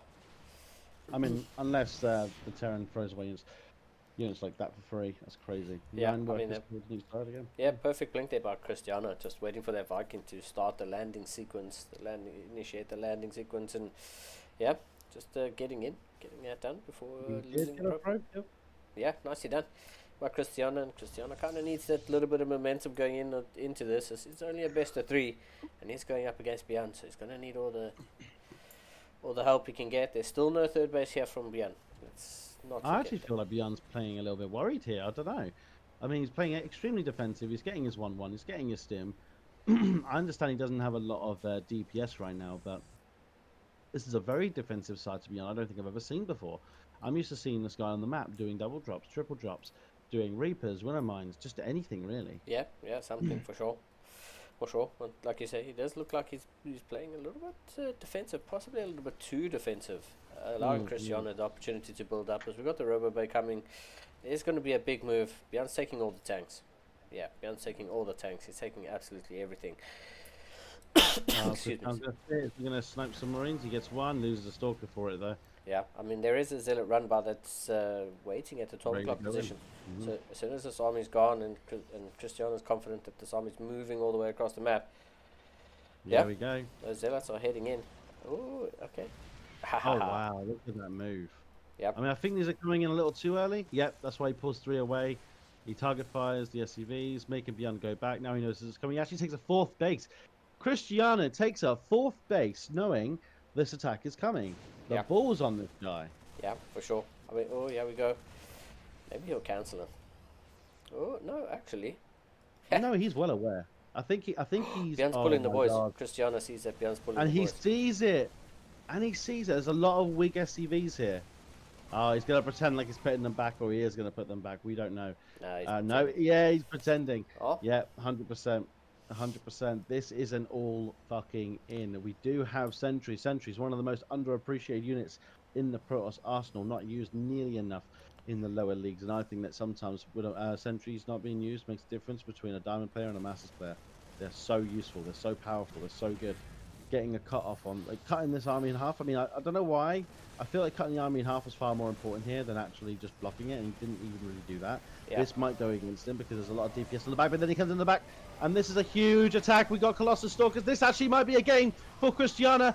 Bjorn has lost the momentum, and Cristiana takes game 2. Well done for the Protoss team. What a surrounding by Cristiano. I think Cristiano splitting his army and just letting Bjorn scan pick up a little bit. Letting Bjorn scan pick up just a tiny little fragment of the army, and then moving in. Cristiano setting up that surround, and whew, that's it. That's game number 2. Cristiano gets a point on the board, and we're just going to confirm what map number 3 is. So Battleby does seem to have concluded his game with Gerald after 32 minutes. Wow. Representing Ladder Legends very well, and of course I'm sure Gerald is putting up quite the fight. We still don't know who took game 1. I have no idea. Let me check. You're like map 3, and Bjorn's like Tokamak. Cristiano's like, I don't know. He's like, I don't know the names of the maps. I just play them and win. That's the one. Come on. That is correct. It is Tokamak. Let's go. Tokamap's going to be a good map for Cristiano, I believe. I think honestly, I think Terran does fine on this map, but this is a Protoss map in my opinion. Do a race check. Yeah, what a game number 2 there, man. I mean, Bjorn, Cristiano, just getting this right scout in there. You know, just checking. Okay, he's moving out. Bang. Oh, he's coming back. He splits off a couple zealots, brings them back in, and sees the pull. Beautifully done. That's exactly it. You know, he's going all out. I was going to say, might even be worth putting down a couple extra shield batteries, but you know, he didn't actually need it. So, I think if there was Widow Mines in that fight, it might have gone a lot different. Yeah. But with it being tanks and the surround opportunity, I'm surprised Bjorn put himself into that position. He got caught between a rock and a hard place. I think the sentries were doing the force fields, and I have to say, guys, I am sorry for even remotely doubting Cristiano. Those force fields were just to buy time so we can get this around. They had nothing to do with knocking him away from the third. Okay, here we go, everybody. I'll go first this time. Now we got in the top right, the blue Terran, Shopify Rebellions. It's Bjorn. Sorry, at that time, something in my throat. And in the bottom left for what could be the last time, but you know, Cristiano likes to get it to the finals. have the Red Protoss player for Onside Gaming. It's Christiana. Cristiano. As I said, man, Absolutely this could fantastic. very well have been the final, but unfortunately, sometimes that's how it goes. That's how the map seeding works, and here we have it. We have them facing off in the semi-finals, and one of these players, unfortunately, needs to move down to the bronze playoff at the end of this map. So then at Tokamak, we're going to see who goes on and who goes down to the bronze. In Tokamak, you do see a lot of heavy zealot styles. It could even go into a sky toss. This map holds a lot of opportunities for Protoss. It's because the Stalker's position. You can blink in and out of the rocks between the bases. You can be very, very forceful to your opponent on this map. You can even deny the third for a very long time as a Protoss, even on the pro level. I think this is truly going to be Christiana's game if Beyond doesn't see the opportunity that he has as a race for this particular map. You do see a lot of ghost heavy builds as well on this map for the Terrans. I think it's more just because of the opportunity for the Protoss to do a lot of storms, Okay. hiding up ramps around corners. It does make for either a very passive playstyle or an extremely aggressive playstyle. There's not really much of in the middle. Timing attacks are very important, especially in the first 7 minutes. If the first one doesn't do well, the map's big enough for you to recover. But let me tell you, It's an uphill battle from then. 100%. But yeah, Okay. slowly start to see some standard openers here. No NG Bay block on this map. Let's not forget that's how the previous map started. And yeah, we just have Christiana. 2 probes patiently waiting, saying, please let me in. As yeah, double gas on both sides, and Double guess, yeah. this is how we kick off the last map between these two. I mean, that's Yeah, I find Cristiano pretty well versed at dealing with double gas. It seems to be he can hold his own in the early game very well. It doesn't seem to matter how much damage you do to him. I think it very much matters in the mid game. If the mid game goes well for Cristiano, he basically rolls. But if there's something like someone like Bjorn in the first game, for example, where he just kept putting a lot of pressure on and being very annoying, throwing away units for as a sacrifice against taking a lot of damage to the eco of Christiana. Just being very annoying, very, in my opinion, very obnoxious in the way that Beyond plays, can be very frustrating. yeah. If you let Christiana get the army he needs, get the scouting he needs, he absolutely will do what he did to Beyond in the second game. Yeah, I guess that's actually a really good point that you raised there. That previous map just shows you the importance of scouting, the importance of knowing what your opponent is up to. Because, I mean, Cristiano moved in with those 7 zealots, saw that, okay, Bjorn's coming back, pulled 4 of those zealots away, and then went back in with those 7 zealots to see he's pulling the boys, and Cristiano, they knew this attack is coming 100%. The importance of information in StarCraft is everything. Absolutely everything. So, we shall see who gets the information and who gets the execution in this third and final game. Oh, yeah, I'm not going to let that Adept shade in. He's going to keep his cards very close to his chest this game. He knows he's 1 game away from not winning that increased prize pool, sponsored by Baby Passer, by the way, and soon Ladder Legends.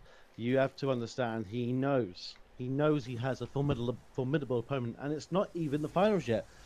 In the finals, he could be going up against, oh my god. Tell well, me. the results are in. Battleby has defeated Gerald 2-1. Wow. And that would have been fucking amazing games to cast. But we have not been disappointed with the ones we have been casting. So, oh my god. Yeah, Bjorn coming in here with a single medevac drop, and Cristiano only has 2 stalkers to defend this with. Oh, great blink there by Cristiano, keeping that 1 low HP stalker. I mean, he survives on 2 health. 2 health, man. Wow, great micro there by Cristiano. Bjorn roaming around with his Hellions, but hasn't actually managed to get any of these long distance mining probes either. So Cristiano, I think, gets off scot-free there for exactly how dangerous that could have been. Bjorn actually lost. Yeah, Bjorn lost 2 Marines in that aggression as well. Cristiano, just kiting back with those 2 stalkers, just buying enough Doing time. an amazing job. Yeah, absolutely amazing job, man. It's been yeah, Gamer Rich in the chat saying Battle be taking names, man. Shooting flames and taking names. He did say he was coming in here to win. He did say. We can't fault the guy. Does that mean Battle B is going up against Nicorette in the second semi-final? Dude, what a game that's going to be. I'm actually looking forward to catching those two going head-to-head. Look at Björn over here, though. He's just chilling with a Raven in the corner of the map here. Completely out of range of this observer. So when Björn comes in with the Raven with the auto turret harass, Cristiano's not going to be aware of that. And hey, it is what it is. We don't have. Oh, Björn's moving out, and there's the stalkers. An observer in a position to blink up. Ooh. Okay, it's not going to happen anymore.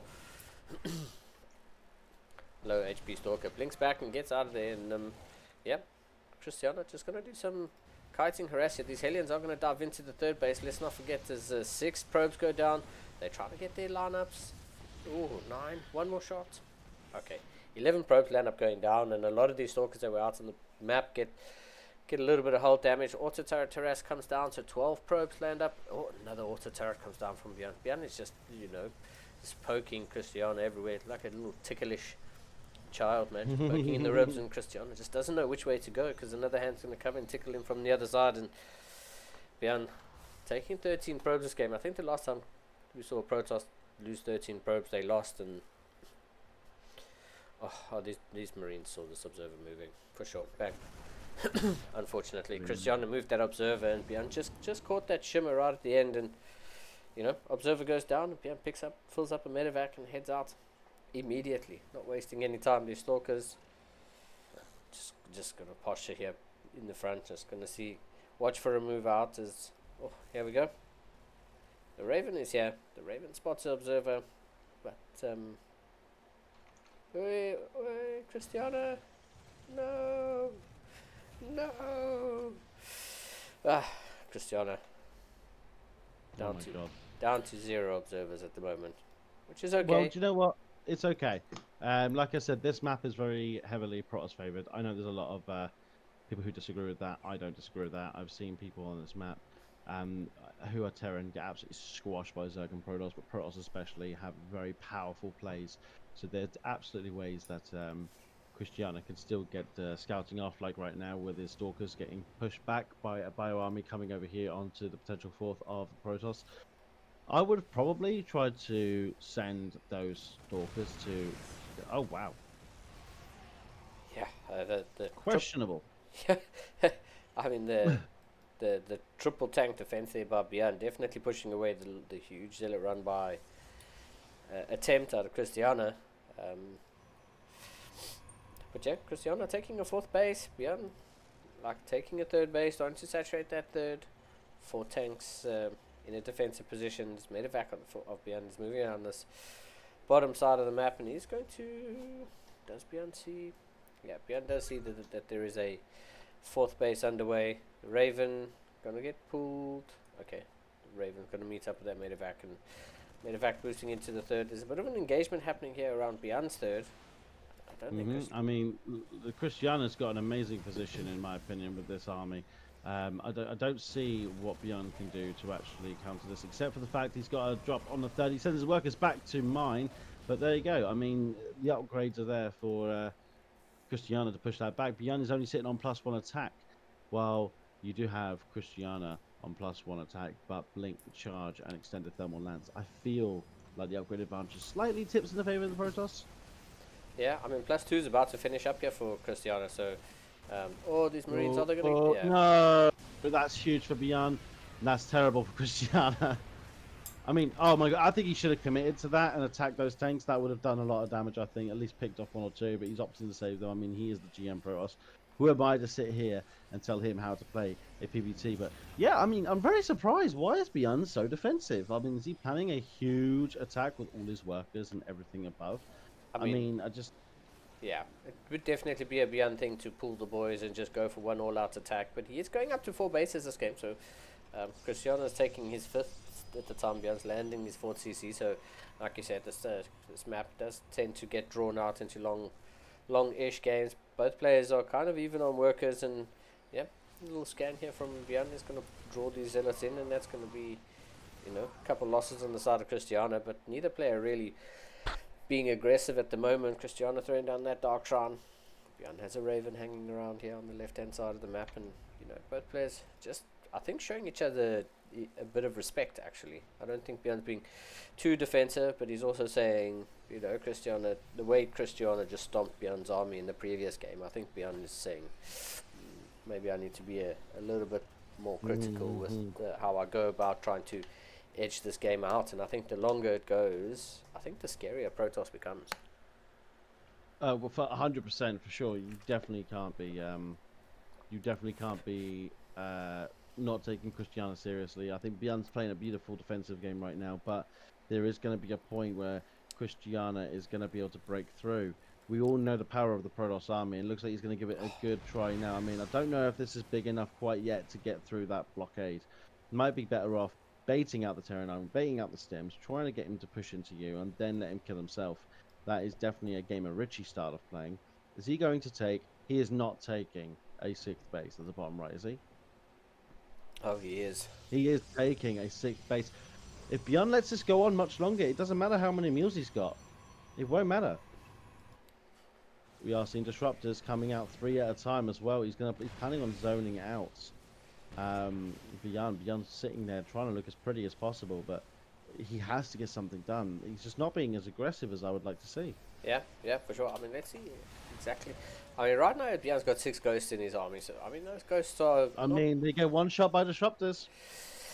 This is true. Is I think Bjorn's tank positioning here is just so good. He's just getting so many free volleys off, and just slowly, you see, there's another volley. Disruptor. Oh. I mean, one already. Yeah, that's what. Oh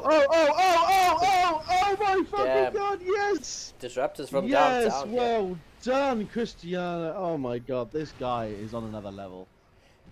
Wow. You mean he's taking 3 shots from a fucking tank quite a bit. After that, I mean, come on, Christiana. Yeah. Turn on your keyboard. Stop playing with just the mouse. Okay, come on. Yeah, for sure. I like the. Stop walking into tanks, dude. Come on. Yeah, I think that's just Bjorn's tank positioning. Look how well positioned they are. There's going to be 2 free volleys off here as well. I think Bjorn knows the same thing I do. I think he knows that. I mean, those disruptors didn't do anything. They're better off hitting on those tanks. I think he knows this map is heavily favoured to Protoss, and he has to play defensive. If he gets on the map, Protoss just walks around, kills everything he has. But he's doing a fantastic job getting this fight, but he is pumping out Colossus 2-3 at a time. This is really scary, actually. I mean, it looks good for Bjorn, but did you see that clutch pickup? Yes, saving the Colossus is actually filthy. Yeah. Bjorn definitely has no idea that there's a base in this bottom right-hand corner. Yes, it's not saturated, but it will be. Yeah. I mean, he's sitting on 79 workers. I think it's there just so we can get the transfer done. He is making more probes as well, but yeah, as soon as the main base and the natural starts mining out, he is going to be able to transfer over and have another base fully mining, while Bjorn's still sitting pretty on 4 bases. When he gets his 5th, you're going to be seeing Christiana on a 7th base. This income advantage for the Protoss will definitely be playing favour when he wants to do a really aggressive timing attack. Yeah, for sure. I mean, I like the addition of the Liberators here. Agreed. Definitely the correct. Oh my god, a 7th base. Yeah. He's predicting the damage. He knows. He's going to do some kiting. The tank's going to get some free shots off, I think. The volleys are going to be insane, but we need the disruptors to go out, get the disruptor shots out. He's being way too conservative. Christiana, you're just giving him free damage. Yeah. He's just this damage that he's allowing Bjorn to do is just negating the income advantage that he has just from the bases. But I mean, I wouldn't mind seeing disruptor shots. Just try to take out these rocks or something. Just allow him an opportunity to get in on those tanks. But the tank spread from Bjorn is just so good. Oh, that disruptor. I mean, look, Christiana, you need to play more zen, brother. No. You need to relax. I know you're thinking, I'm going to be Bjorn, you know, in a tournament setting. I don't know if you've done it before, my friend, but you need to relax. Yeah, you're in a really good position here. Yes, Bjorn's maxed. It doesn't matter. You're in a really good position. You're starting to build a bank. You're getting the units you need to get, and he's even started shield upgrade. So definitely. I mean, he's running out of upgrades, dude. You know, Bjorn's got 2 CCs at the front here, but instead he's building the CC on location. I guess that's just for the Sim City. Yeah, it's for the army. That's the ghost snipes. Christiana, if you're going to go for it, brother. Yeah. Yes, sure. DT's in that army, and it's been scanned. Wow, look at that. Bjorn has intuition like no one else. And he got more ghosts. That's exactly what you want to do. I see the micro slipping here. I think the panic is setting in, but he is winning. He is winning, and he needs to just uphold that winning position. Oh, it's yeah, He's gonna blink in. He's gonna blink on. I mean, this is. I yeah. don't know. I Do don't you know. do this? Yeah, I think Cristiano knows he needs to stop those tanks from just getting those free volleys every single time. He's just getting free damage. True. Bjorn's gotten so much damage from those tanks in those positions. I think the blink forward is, it's better to lose a couple units than to just eat continual free damage. And here we go. Now Bjorn's going to get a scout off on this bottom right hand base. Those Oh, things are truly MVPs. Oh, here we go. What's going on here? What's going on here? it was a good. And oh my god, it's another good push. Here we go. Cristiano, shave off those units. Yeah, Cristiano did really well. They're getting after getting EMP'd, he lost the Colossus, but here we go. Cristiano gonna try get in it. Nah, there's just too many tanks protecting that mining gold base. Some reinforcements gonna help Bjorn with this defensive push here. Oh, Viking shows up. And I don't know. That's a lot of stuff on the Protoss side. I mean, he just needs to shut down that Viking before he shuts down his Colossus. His Colossus is going to go down. This is insane. Oh my god, it's just Stalkers and Disruptors left. This is not a position you want to be in as a Protoss against a Terran like Bjorn. Yep, for sure. Cristiano now down in army supply, just barely, but still down in army supply. Bjorn slowly starting to build up the Iron Bank. You see CCs everywhere. It's going to be mules. Eventually he's going to be able to get rid of some of this SCVs. Wow. But the ghosts are going down. We need to see more Disruptors. We need to see more ballsy Disruptor shots. I think he's being far too conservative with them. Does he use them to run away? Is his plan to use them? Oh my god, he's going to snipe that Warp Prism. No, he's not. I think No, after... he's not. He's baiting them. Oh, good blink forward. I mean, he's starting to pick off some units. I guess the trade is fine as long as you're picking off important units. But I mean, the disruptors There's not from enough downtown. splash. Yeah. There's not enough. There's not enough splash. I think he needs a little bit more oomph for this bio army. Otherwise, you know what Bjorn's like. He just rolls over. He is going in for a counter attack at the bottom left. That was really quickly moved across the map. Actually, he just didn't. He wasted no time at all. Oh. That base. Did something happen to that base? Why is it not saturated? On the bottom right, Oh there's a my liberator. God. Yeah. Yeah, I was thinking. I was like, why is his probe count dropping? He was at 79. Now he's at 61. And he's not planning on replenishing them. I think he's just got enough to. Oh my god, that's a huge push. Got another ghost. We know because they're screaming at us as they usually do. Letting us know they're dying.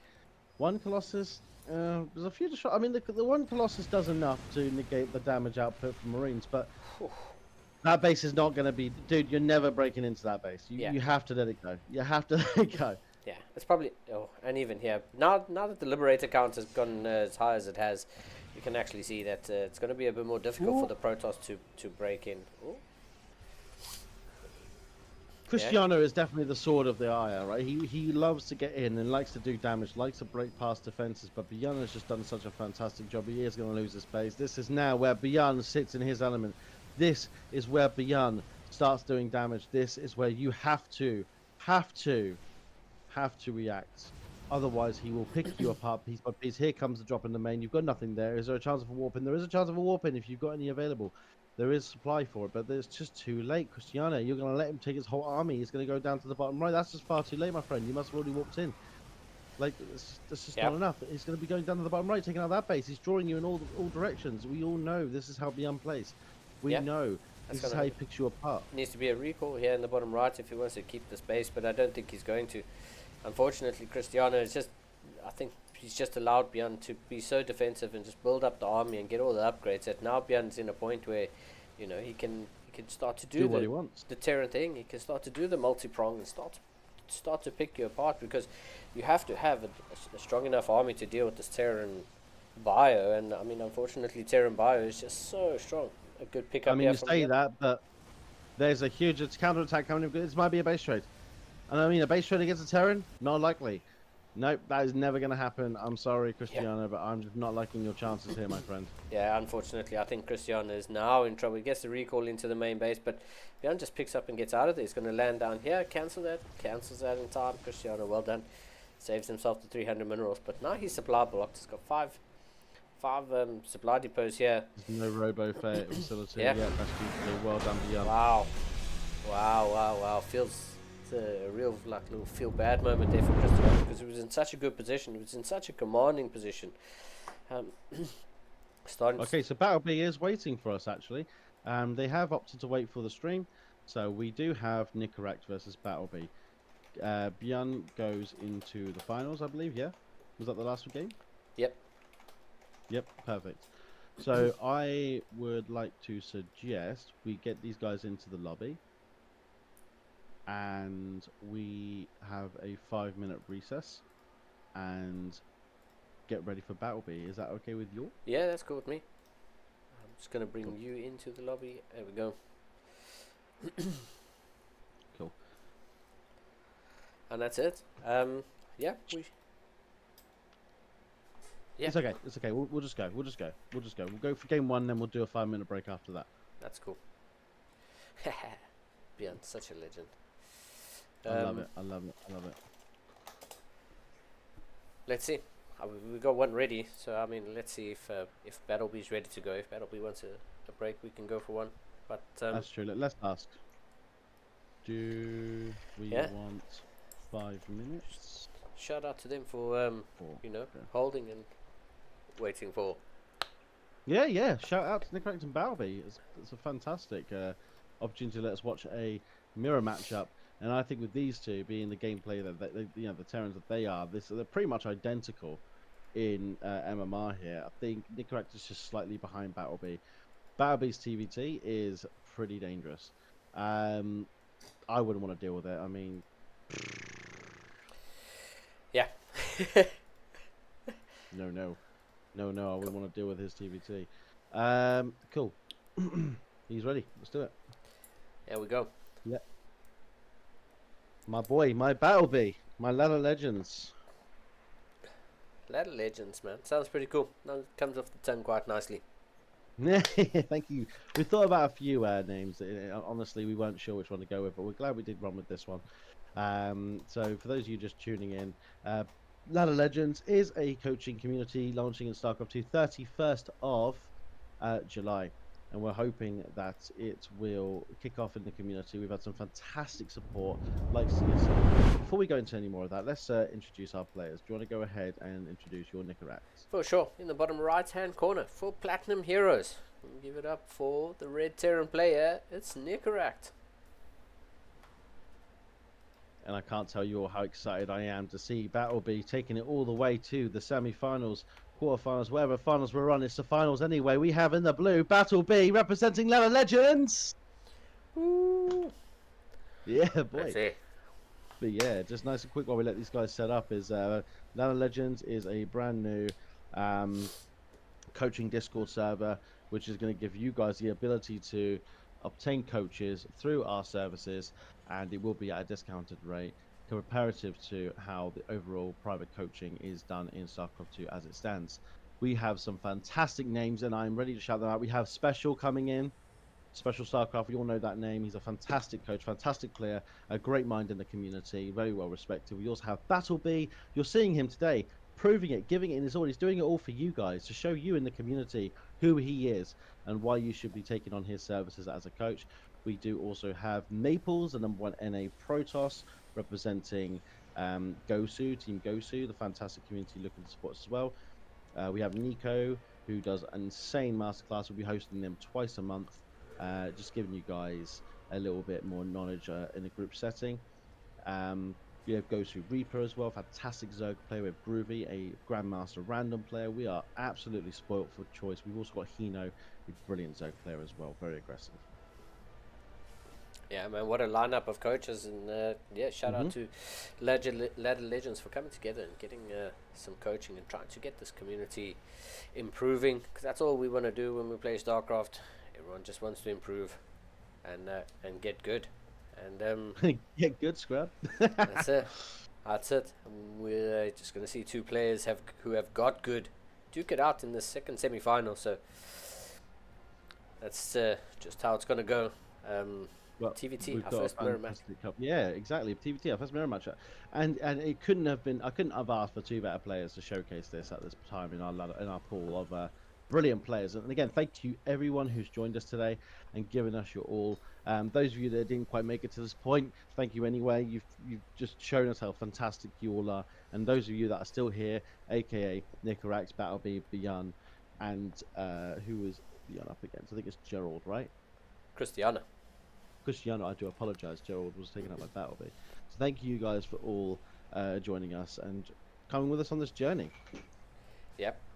Yeah, it's been amazing, and we couldn't do it without you guys. So thank you to the players and the viewers, as you've just said, man.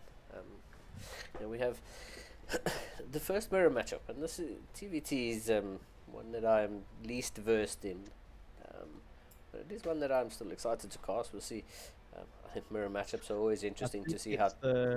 I think it's the only mirror matchup, in my opinion, where skill matters.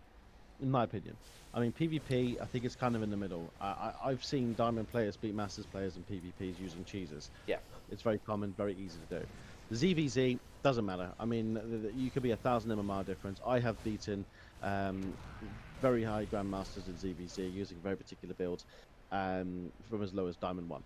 It can be done. I'm not going to say their names because I don't want to be showboating and putting them on the pedestal at the same time. I've done it enough, but there has definitely been some Zerg players I've put into the ground with a particular build ZVZ. TVT. I don't think it's possible to beat a Terran player in a TVT matchup if they're playing solid and they are, at least 300 MR higher than you. It's very, very difficult. It's one of them matchups that requires a lot of mechanics, a lot of focus, a lot of defensive posturing from Doom drops, a lot of defensive posturing with tanks. We know Bjorn has shown us that specialty, and I guarantee his tank positioning, the way it has come about, is very much down to how he plays TVT. These two are going to have to slug it out. I mean, they're very similar in MMR and ranking, but how they play, that's a different story. I think Battleby is just a much more mechanical and a standard player that just knows how to get into the late game. And once he's in the late game, you better hope that you have a prayer in the back pocket, because he will run through you. But Nicorax, seen a very aggressive player, understands StarCraft 2, very great positional player, very tactile as well, able to adapt. So maybe that's Battleby's kryptonite. Yeah, we'll see. I mean, it's that ability to think. Battleby going in here, as you said the first time we casted him, he's just that solid, like a solid standard player, man. And the things he does extremely well. And we'll see if Nicorax's going to be able to adapt to that, or and if he's going to be able to throw Battleby off. Because I think once Battleby gets going, it's going to be hard to stop. It's like a train. Yeah, he's like a cargo train. He just gets heavier and heavier, and then he gets faster and faster. Let me ask you. I don't know much about Geralt. I would love to obviously get to know a little bit more about what's his playstyle. How do you think those games went against Battleby? What, the drops itself? Or Geralt? The games. Yeah, Geralt. Sorry, yes. So I don't know much about him, but I know he's a very good player. I mean, how do you think those games went? What do you think gave Battleby the edge? We weren't able to see it, but I'm sure they were a slugfest. I'm pretty sure the first one, it must have been the second game, was 30 minutes long. Yeah. I mean, Geralt's a really strong player, man. And he's also, I think he's just he's probably like the Protoss equivalent of Battleby, and that's probably explains why they went 25, 30 minutes. Game number 1 and 2, because they're just, it's like an unstoppable force meeting an immovable object. That's pretty much, I think, how those games must have looked. That's probably how it felt to both of those players when you play for. That's very frustrating, yeah. Yeah, Geralt's been great. He's been in the CSO scene for a long time, and he's pretty solid, man. Like I probably enjoyed watching him as much as I've enjoyed watching Battleby, and they probably were the most even matched in this tournament, just based on. We're gonna have to make sure we cast the next show versus Battleby, because I feel like we missed one hell of a series. So we are seeing now to get into the game. We are seeing Battleby hold very well against Nicorax. We do see 8 kills on each side, but it does look like there was a little bit more damage done from Battleby. Yeah. We do see. Oh my God! If that's the snipe on the medevac, if he does get that, that will be absolutely huge. I think he will. That's the shot. Oh my God! Oh, but he does lose his medevac and his marines. What was the trade-off? Not really. I mean, losing the cyclone marines and the medevac, I don't know if that went in Battleby's favor. Yeah. I mean, this is the joy of mirror matchups. Is you see both players posturing forward. Look at that, Nicorax posturing forward. Battleby pulling everything. Do we have? We do. We do have interference matrix. These tanks, if they get interference matrix, I don't know. I don't know how this feels about Battleby. This might be really hard to stop. I think Nicorax just had the right momentum here. He actually gets the third. Oh no, Battleby, you need to take the best fight of your life. Yeah, I mean, he could matrix those medevacs, but I think he's just a little bit too out of position. Yeah, I mean, interference matrix is definitely something that could pull Battleby. There we go, interference matrix. So that's definitely going to allow Battleby the opportunity to get back in here, as his tanks aren't in the fight at all. So I mean, do you know what's also very interesting? Neither one of them have stim, so they can't even really showcase the power of Marines right now. It's very, very awkward, very sluggy. We need Battleby to actually just get a little bit more presence, be a bit more mechanical here, get a lot more units on the map. He has lost his third, and Nicaract is landing his. I mean, he must be feeling like a winner right now. yeah, Nicarac definitely edging in that regard. But Battleby is up 3 workers, so once he gets that third CC down, I mean it's fine for now. I think Battleby just needs to steady the ship. He knows Nicarac's going to be ahead somewhat, but he's the one with interference matrix. They do Nicarac have has stim. yep. Nicarac says 3 tanks here, but interference matrix is going to take that out, and Battleby is going to have that advantage. So I think I don't know. There's one too many tanks. It might be a full pull. It might be the boys. It might be the Matrix. It might be everything. Here we go. Battleby, do something, my friend. He's not sure. He's not sure. He's not sure. He doesn't know. Yeah, for sure. I mean, Battleby definitely trying to not lose everything, but at the same time doesn't want to lose everything. So here we go. Both players just scanning, just sizing each other up, and I don't think either one of them wants to commit. Nicarac, you genius. He knew. He knew now was the time to bug out. We do have a huge income advantage for Nicarac. However, the army supply is dead even. In fact, it's looking like it's actually increasing for Battleby way faster than it is for Nicarac. And if Battleby gets the best fight possible, he will take game one. Yeah, he will for take sure. game one. I think he's looking for this army, but he's looking in the wrong way. If he goes too far out to the right, the left side will be dominated by Nicarac. We need to be careful here. Battleby, you need to come back. Both of them are clearly very worried about engagements here. Yeah. Neither of them wants to take the engagement that loses them the game, but they have to engage at some point if they want to win the game. Again, ready to push in. I think here we go. The interference is about to go down. He's not watching. He's not watching. This is huge. Oh, He can just walk in and kill everything. He's not picking up. I think the micro's going down. He's losing all his tanks. This is exactly what Battleby needed to get back into the game. He is now ahead of supply. Yeah. And now he's about to steal. But then we got to drop in the natural. Don't be pulling the workers. Come on, Battleby. You know better than this. He can hold this with the tank and the Marines, but those SCVs are taking damage here, man. Yeah, He's going across the map. He's going. Look at map. He's about to get an absolute ambush on Nicarac. Yeah. This is a fantastic opportunity. Unfortunately, He's sniping the medevac. There's no pickup, no sustain. This is it. This is it. Battleby is taking this game. There's absolutely no way for Nicarac to defend this push. And well done, Battleby. yeah. What a way to get back into the game. For sure, Battleby definitely was up against it there for a moment, but Nicarac, I mean, leaving that army out on the map instead of going home, maybe he kind of expected Battleby to, not push across the map there, and that's just another example of just getting caught out in the wrong place. Nicarac's army getting caught out there, and Battleby took the engagement that he needed to take. It was, it was a really interesting game number one between these two. I just think it's another prime example of just getting caught out and in the wrong place on the map, and that's it. We saw. Wow. We cannot doubt. We cannot doubt Battleby. I really thought he was going to lose that game. I thought he was just a little bit too behind, but actually, I was wrong, and I'm so glad I was wrong. Yeah. That is absolutely the way you want to play a TVT. Well done, Battleby. Yeah. Let's see. Just waiting for a. There we go. Lobby invite, and we'll get game number 2 underway. There we go. Absolutely. Oh man, what a showing there by Battleby. Showing that patience is key in StarCraft, and Absolutely, he did such a good job. not getting ahead of yourself is really important. And Battleby getting the first points on the board in the semi-final. I think that's so important for your confidence going into this series. Is who gets the first point on the board, and it allows you to think about how you want to play the rest of the series, because your opponent just has to mess up once really badly, and then it's your series, and you're going on into the final. So kudos to Battleby for 100%.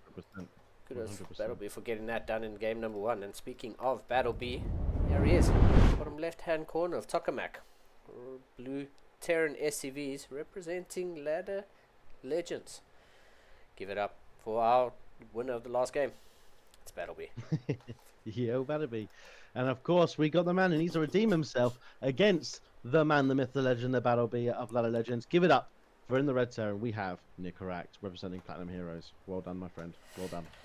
Yeah, I mean, this is definitely going to be a good series, and I really hope Nicorak can bring this one back because, yeah, he is a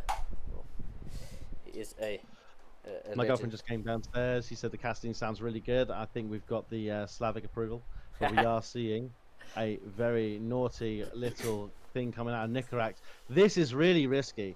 This is really risky, Linglad. I mean, if this doesn't work, he's out. Yeah, So this has to do something. I'm wondering, is this going to be Reaper or is this going to be Marines? I mean, if you were in this position, 1-0 down against someone who just played as solidly as Battlebee did, what would you go? Reapers? Yeah, I think Reapers is the right choice. I mean, I wouldn't do this. I feel like Nicarac wasn't behind. I think Nicarac was doing well. He just was out of position on the map, and I think Battlebee got into his head, and I think he wants to do the same back to him if he wants to have a chance in. I think taking him in a macro game and then winning that macro game wouldn't do the same if he beat him in a Reaper Yeah, proxy Reaper situation. But for sure. Nicarac and being the player that he is also going to be able to macro out of this if it doesn't work out. Yeah.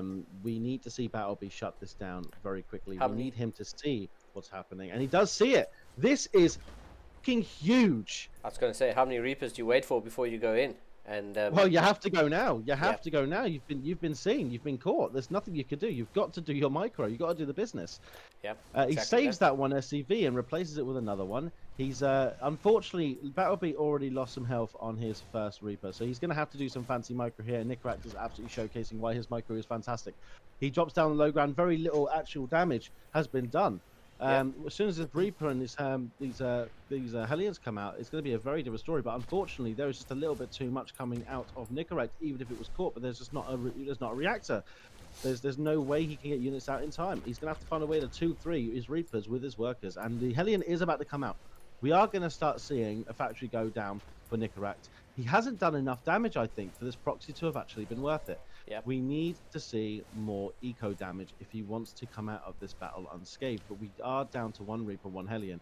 Battlebee's being very patient. He's playing this very well.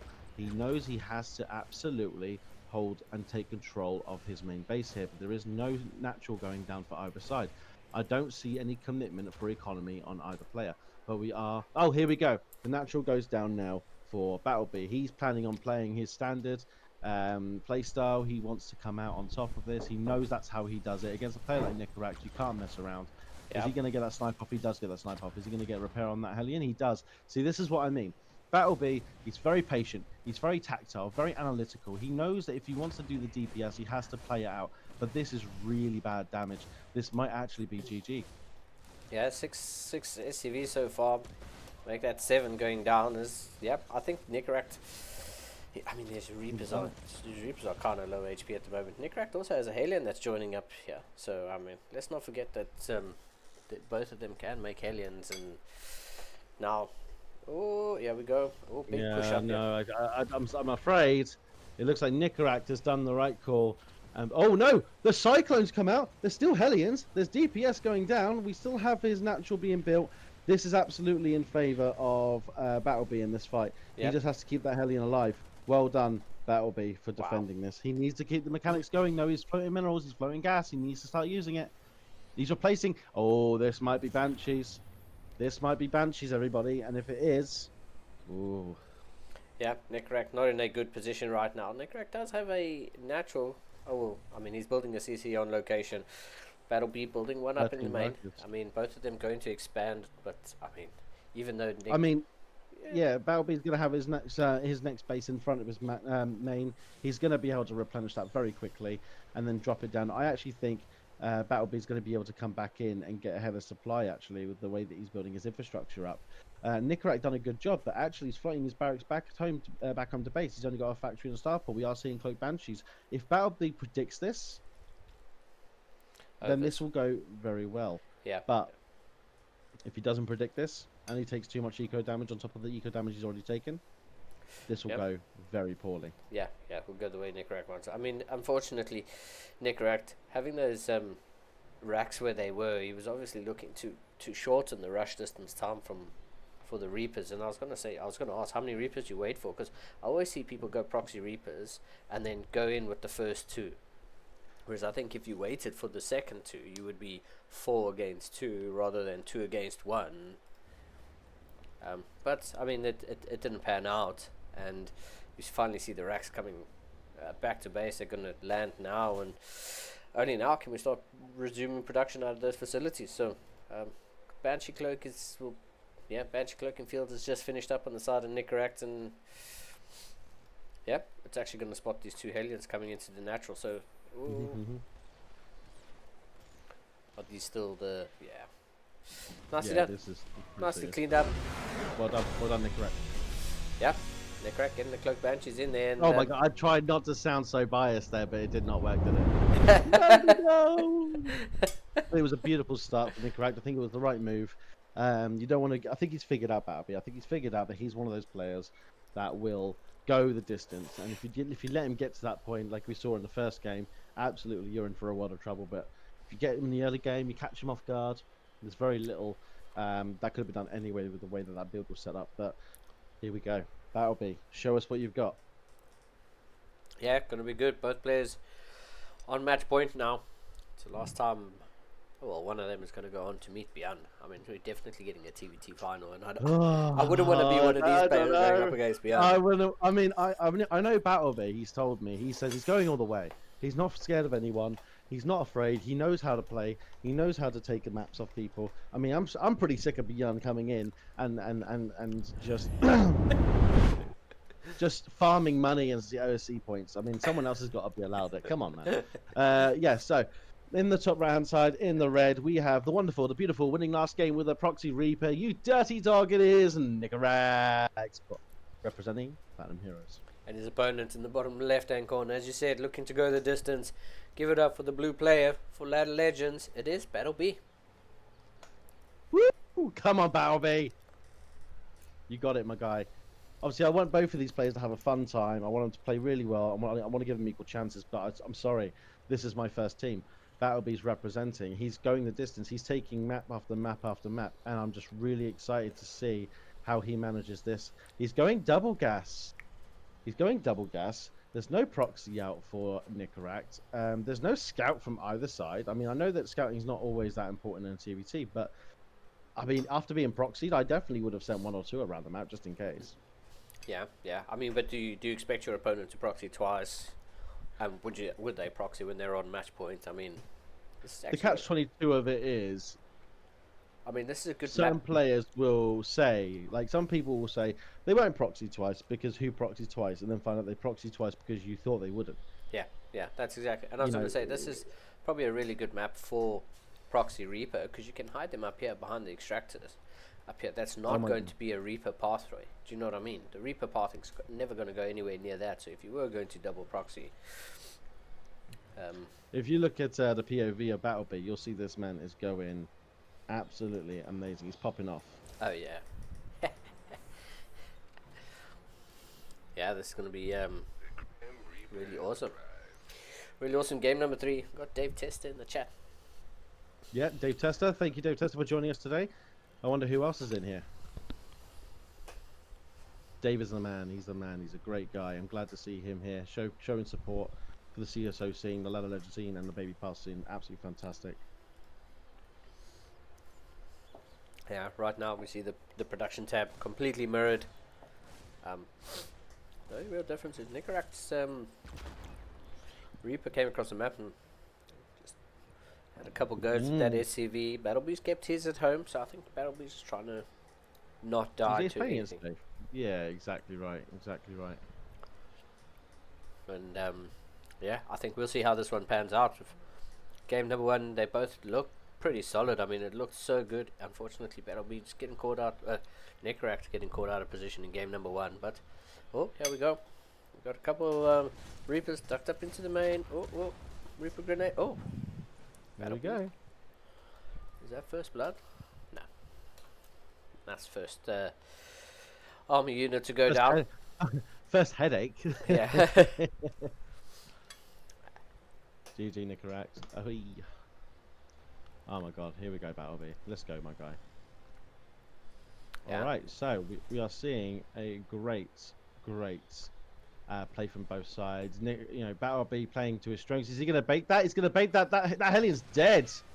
Oh wow, that is not a good start for Nicaract, and then that Hellion as well takes a lot of damage, but they do get out. But the Reaper heals. We don't care about the Reaper damage. That's why a lot of people target the Hellion. Because guess what? The Hellion can't heal.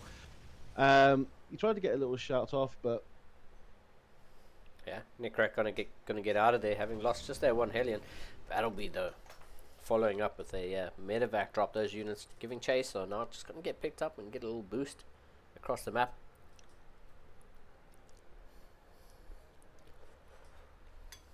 well done, Nicaract. Well done. Okay, let's see what Battleby can get done. I mean, this is a pretty dangerous attack. We have got no upgrades from either side. I mean, it's pretty strange actually when you think about it. I mean, I didn't realize TVT was played at this level like that, where upgrades were sort of an afterthought. But maybe that's just because I'm not a grandmaster, and that's maybe why I'm not a grandmaster. Is because oh my god, I really thought those Marines were all going to take a shot off the mine there. Very clever. Yeah, I mean, this is very well handled here by Nicaract. I thought there was going to be a lot more damage done. Nicaract was kind of pulling his units back and then decided to go for the counter attack anyway. Here we go. Does Cyclone get the lock on? Oh, lock on onto the Reaper. Okay, I thought we were going to get the Cyclone lock on from Battleby onto Nicaract Cyclone. But here we go. Battleby Still putting on the pressure. This is a very aggressive style from Battleby. I mean, although obviously he can play most styles, he is still a very high level Terran, but he is doing bits. He's absolutely on the map. He's making sure that Nicaract does not get an advantage here, but that is a very dangerous Cyclone lock on. Oh my god, well done, Battleby. Let's see if we can get more damage on. That's absolutely the right move. You're going to lose that medevac. Nicaract will be chasing that down. So 100%. He's going to get a kill. How many workers can he get? Is he trying to aim for... Oh, he's got a Cyclone in. Is he going to get that? He gets it. Wow. He gets the Raven. That's actually going to be so much for Battleby here as he pushes forward. Is he going to get the double shot off the Cyclone? He does. He gets the Raven, though, for Battleby. I mean, both of them are playing out of their minds, trying to make sure that each of them go the distance. The problem is, the longer you leave Battleby, the longer you let him contain you, it doesn't matter what situation Battleby's in, whether he's aggressive, whether he's defensive, he will get up to his third bases. He will outplay you. I mean, don't get me wrong, Nicaract, fantastic player, absolutely has every chance in the world, but Battleby is scary in this position. Very scary in this position. You do not want to be left in the dust in terms of supply against this guy. But then again, Nicaract, his micro is off the charts, and if he manages to get the best fight possible, he absolutely will roll over Battleby. So we have to do our best to make sure that doesn't happen. Is he going to drop a... No, he doesn't. He's being very conservative with his energy here. Very well done. I think he's just using that Raven just to keep tabs and scout and see what Nicaract's doing at the moment, because the supplies are fairly even. The armies themselves are almost identical, apart from the one Cyclone on the side of Battleby or Nicaract. Nicaract side. While they're one Cyclone, they're pretty much even Stevens at the moment. I mean, you say that, but Battleby is in a much more powerful position. I'm not being biased. I'm truly meaning that. I mean, yes, the supply is even. You're right. But what we don't see from Nicaract is a healing factor, is upgrades at the same level. I mean, Battleby's stim will be done at least 20 seconds faster than Nicaract's. Yeah. Which is a huge difference when this attack goes ahead. Like, he's going to catch this as well. Battleby, playing out his mind, gets to cancel. The tank's got... I mean, we do have interference matrix. The Raven support is massively in favor of Nicaract. Of course it is.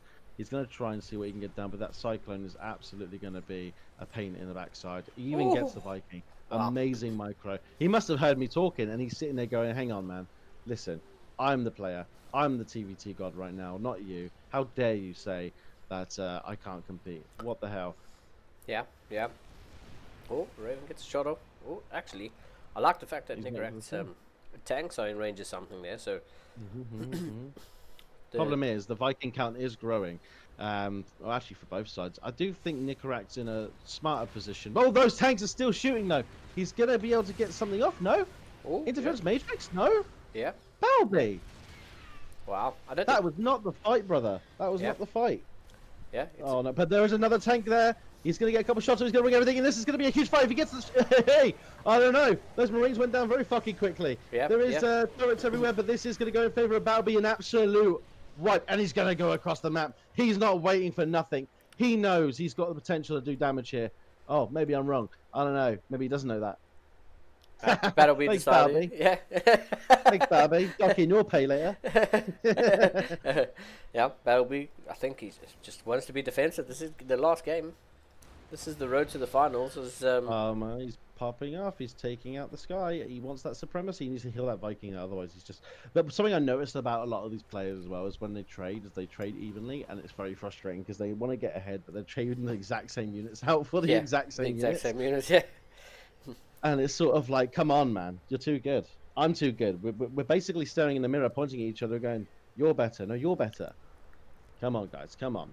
Let's see the works." I mean, the tank count looking pretty solid. I mean, let's see who's got more tanks. We've got 3 for Nicaract and 5 for Battleby. We've got 17 Marines for Nicaract and 25 for Battleby. The Raven count high for Battleby. I mean, there's all this going on. There's even a fucking Liberator out. What is wrong with you, Battleby? You're crazy. We've got upgrades coming. Upgrades heavily in favor of Battleby. I do not see how Yep. He's being so defensive Battleby about will this. not. Yeah, he's just going to steamroll. I mean, when the 4th goes down, it's pretty much in. Battleby's just going to be in his element. God, I'm trying not to be biased, guys. I'm really trying, and I am so sorry. I absolutely love Nicaract. I love his play style. I think he's a fantastic player. Please make no mistake. But Yep. I'm just so proud that Ladder Legends has made it this far. And I just want to see him go all the way. But if Nicaract wins, he absolutely deserves it. We all got to give him that respect. And I'm sure Battleby will. He's a very modest guy. He's a very nice guy. Yeah, but like you mentioned, all of those metrics kind of sliding on the side of Battleby. So it might just come down to the engagement. It might just come down to one player being caught out in a position that they don't want to be caught out, which we've seen so many times tonight. We've seen so many games just get insta GG because unfortunately that's just how it goes. If you lose everything, you lose everything is lost. That's just how it goes. And see, Battleby with a good scan there sees these units out here. He's going to be able to pick a couple of them off. I mean, shaving off a tiny little bit every now and then is all it takes. Medevac gets taken out, so that's a double Medevac drop that gets picked up by Battleby, and he's just going to disengage. He's just going to head home and say, okay, I'm ahead. Now he's in his element. Yeah, I'm ahead by 16 Marines and 2 Medevacs. We're up in upgrades. Yep. We're up in supply. We're up in workers. We're up in bases. So it's just, well, we're not up in bases. We're actually equal on base. Actually, his is late. But I mean, what he's floating it halfway across the map. He might as well have started it on Nicarac's side and flew it over. Yeah, I think that tank's gonna block it. Actually, I wonder if he notices. I mean, Nicarac definitely has the potential here. Yeah, for sure. To lose this game. Yeah. Oh wow, what a fight! I was going to say, there's a big engagement going on at the 4th base here of Nicarac, which is actually going to go down. Ace. Yeah, no, 100%. And he's losing tanks, he's losing Marines. I'd be surprised if Nicarac doesn't GG here. Yeah. I mean, but it is the last game, so yeah, we have to give him the benefit of the doubt. For sure. And I mean, there's some great anti-armor missiles going down on both sides, but if we look at it, it's 2 Ravens to 1. Triple drop. Yeah, triple drop into the south side. But what's great about Battleby's side is Battleby's got these sensor towers placed. So the bottom side of the map is going to be that's amazing. The random marine that's just scouting marine that's going to pick that up and force Nicarac to unload and head home, and that's going to be the triple drop denied. And Battleby is just able to rotate around to the bottom side of the map, and he's going to come in and just wedge between the natural and the 3rd, and oh man, this is just a feel bad moment here for Nicarac. Oh, this is a beautiful engagement and position for Battleby. Unfortunately, I believe that is all she wrote. There is, I mean, I just don't see it. For sure. Don't see it, man. Nicarac. He could at least get into the natural, take out the base, take out the workers. He's going to be even further behind. Look at the mechanics of Battleby actually going for well done. Battleby, well done. Yeah. Can I get a well done in the chat for Battleby and Nicarac for playing outstanding games? Nicarac taking a game in game 2, showing his micro, absolutely how insane it is, and Battleby for taking it all the way and getting to the finals. Well done, Battleby. Yeah, absolute legend there, Battleby, getting the job done. Like you mentioned, all of those metrics just on the side of Battleby, and I mean the whole aim is when you're ahead, get more ahead, and we saw Battleby pick off those 16 Marines and 2 Medevacs, and you know, instead of getting bloodthirsty and going for the kill and carrying on going, he just pulled back and said, okay, I'm ahead by this little margin now. He pretty much did that the entire game, just picking off small thing after small thing after small thing, getting ahead. And yeah, unlucky for Nicarac, you know, he goes on to the third place playoff to go up against Cristiano, who he's faced many times in these CSO Cups. So an opponent that he'll be very familiar with. And yeah, good luck to Nicaract in the third place playoff. But Battleby gonna go on, and he's got a mountain to climb now. He said he's going all the way, and he has. He's not gonna go up against Björn, so a different What's kind your of team. prediction? Let's see how honest you are. What is your predictions in Battleby vs. Björn? Now you've seen Battleby play. You know how Björn plays. You know Battleby's no pushover. What do you think is the play here? Probably 3-0, maybe 3-1. And you're saying going to Björn, right? Yeah, maybe 3-1. I just think Björn has just too much of the highest level of experience of TVT. That's probably the only thing that's going for him. So Battleby's going to have to pull something out if he's going to, get the upset. I'd have to call it an upset. He's going to have to pull something out of the hat, but I think he might only be able to pull that out once. I think, unfortunately, Björn just has the experience. But I mean, I would be more than happy to have the results go the opposite direction, or for us to even go to a game 5. That'll be amazing. 100%. I think we're definitely in for a treat. There's no way that I don't believe anyway that Battleby will lose. I Go down without a fight. Doesn't look like I don't think so at all. Not at all. But yeah, I think Björn just has the experience element here. But I mean, Björn probably doesn't have the experience against Battleby, and maybe Battleby brings something to the table. Maybe he's just mechanically that solid, or he's just He's gifted. Yeah, I mean, he showed the composure there, the mentality of saying, I've picked off this little bit. I'm gonna go home and regroup. I've done this little bit of extra damage. I'm gonna go home and regroup. He doesn't look like he gets into that mindset of, I need to go and kill and win the game. And that could that could work out in Battleby's favor here. But yeah, let's see. I'm really looking forward to this. I hope everyone at home, or everyone watching, is as excited for this as I am. So 100%. I'm very, very excited for this game. I think it's going to be amazing. They both have insane, they're both insane mechanically. They're both strategic. They both know what they're doing. I think it's just really important that Battleby keeps his composure against Björn. But I do know he's not afraid of him. He told me today, he says, the only person I'm even remotely thinking would give me a hard time is Björn, but don't worry, I got this. And he has shown that left and right across this game. I mean, like you said, right? Geralt, an amazing player. We saw Triple almost get a game off Battleby. Nicarax, not a slow, not someone you could push over. Absolute beast. But Battleby is just again and again and again, just proving to everyone he is insane. I believe in Björn. I believe in Battleby. I think both of them are gonna absolutely troll these two games. I think it will be a slugfest. All we can do is cross our fingers and hope that it's not going to explode on the rest of us. I guess it's just going to be that kind of game. TVT. I don't know if Björn's favorite matchup is even TVT. I don't even know if he has that kind of mentality in that matchup. What do you think? Yeah, I don't know. I mean, I'm just thinking Björn's entire gaming career has been going up against the likes of like Maru, Innovation, TY.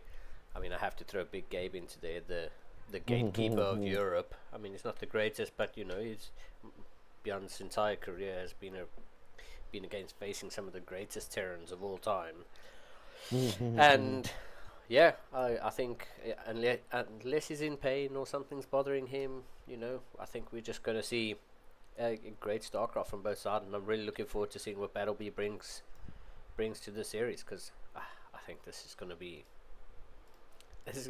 one of the best finals we've ever seen. Even if it's a 3-0, I think Battleby's going to make it feel like a 3-2. He's going to make it feel like a 4-3, even though it's only a 5-series game. I think Battleby's going to bring that much energy to it. At least I hope. There's my hope. 100%. They're ready. Let's go. Let's get this going. I mean, I'm really looking forward to this. We play. I don't know if this is. 100%. I don't know if Björn is at home Story Cup, perhaps, and so Yeah, I the think so, ping. yeah. I don't. Then the ping's not going to bother him very much. I agree. I agree. Because I was worried about that early on, but You tend to care about your guys, so I understand that. Okay, here we go. So I have let a me photo with introduce- I have a photo with Björn. He was so awesome, man. What can Oh, I say? I won't do that. That's just you showing off at this point. Come on, man. He's my homie. Okay, let's say out loud for everyone in the back. Everyone in the back, can you hear me? Here we are. We got the blue Terran representing Lana Legends, taking it all the way to the finals. Robbie Prouder. Everyone in the chat that's Lana Legends, shout out now. It is Battle B. Absolute legend. And in the top right hand corner, representing Shopify Rebellions, the Red Terran player. Give it up for Björn. It'll be so cool, man. Nice to see. I can't wait. Yeah, man. Can't wait for this game, guys. Can't wait for this game. He is taking it all the way, and now he's up against a world champion. He's got a lot to prove. There's no dicking about here, guys. No dicking about. He has got to switch the fuck on.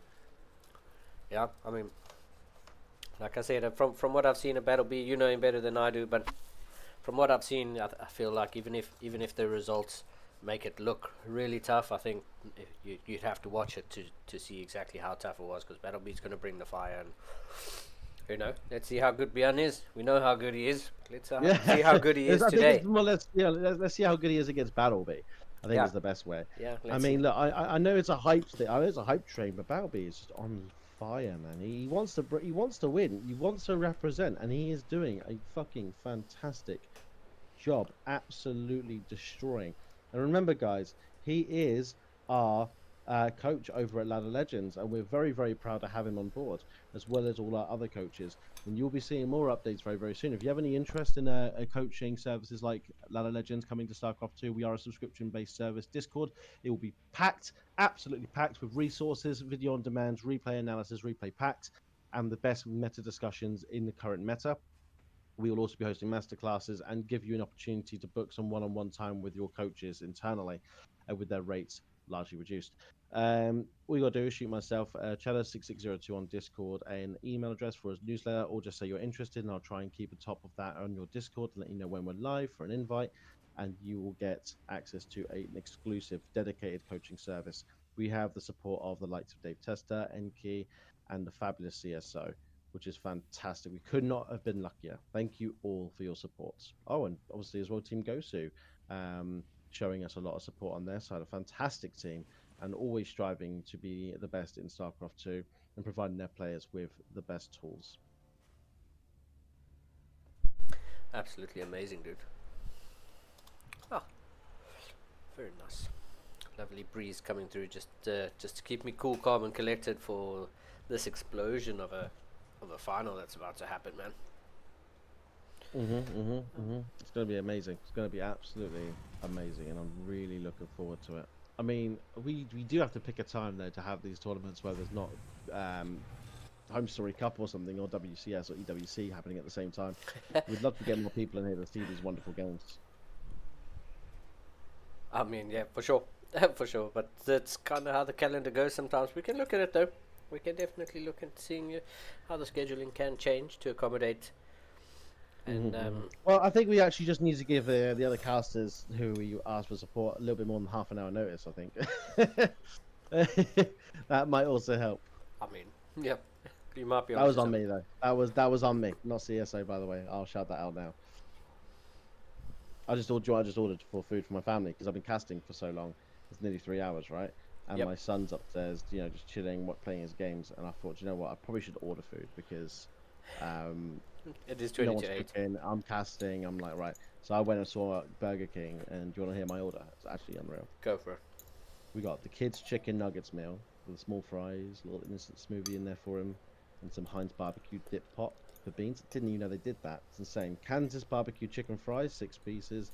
6-piece chicken nugget meal, bundle for 1 with the vegan royale for my missus with 6 onion rings, and we've got the monster bundle for me because I've got some work to do tonight, guys. I've got a lot of work to do, so I've got the monster bundle, bacon double cheese XL with 4 chili bites, large fries, and a Monster Energy Mango Loco. Wow. Let's go. What an order. Mate, I can eat, dude. Always wanted to be a professional eater. I always wanted to go and do like those insane challenges because I could put food away. Yeah. Problem is, I'm too lazy to work it off again. Yeah. So I would just be massive by the end of the day, and it would just never go. I'd be putting on like, God, probably like 30 kg after a year, maybe more. Yeah. And I just wouldn't be able to shake it. I'm already quite heavy, to be fair. I'm like 5'10", and I'm sitting at 94 kg. I don't know what that is in stones. Let me check. I don't know. Dude. 6.5 stone. 94 kg. 6.5 stone. I don't know. That's a guess. If I was 6.5 stone, I'd be dead. I don't know how much a stone weighs. How much? That's like asking how long is a piece of string, man. Oh, 95 kg is 15 stone, so I'm about 14 and 3/4 stone right now. Obviously, I do need to get rid of that a little bit. I'm just waiting for my missus in the chat called Slavic Rich 97. I'm just waiting for her to go, huh, you fat bastard. Yeah. She's that kind of person. Honesty from your loved ones. That's all we expect. It's not honesty if you're. I was going to say a word. I'm not going to say that. I still want to bed to go to tonight. Okay, here we go. So we do see Battlebee moving out. Beyond's doing his Beyond things. There's 2 Cyclone and Reaper, just checking everything out. We've got a 3rd landing. I mean, it's pretty mirrored right now, actually, guys. I mean, it's looking pretty good. I mean, I think Battlebee just seems to be always slightly faster mechanically. Have you noticed that? Like with the upgrades, with the buildings going down, I just feel like the man is always slightly quicker. Yeah, he definitely has this opener down. I mean, they've actually been mirrored. I've been watching the production tab, and it's virtually been identical. I mean, it was almost identical with the timing of interference matrix. They both went Raven first. Being super obnoxious right now. Yeah, it's just they've both been on point. Look at the supplies. They, almost identical. Upgrades going down. +1 combat shields. +1 armor. Oh my God, Bowie's playing his little heart. He's at 500 APM currently, averaging 411. Beyond's sitting back and chilling at 320. And if he loses this game, I can promise you that APM's going to climb. Yeah, he's going to say, okay. It's a very passive game. He's probably going to plug his keyboard in. Yeah, at if some he point. loses this first one. Yeah, then his mouse. Yeah.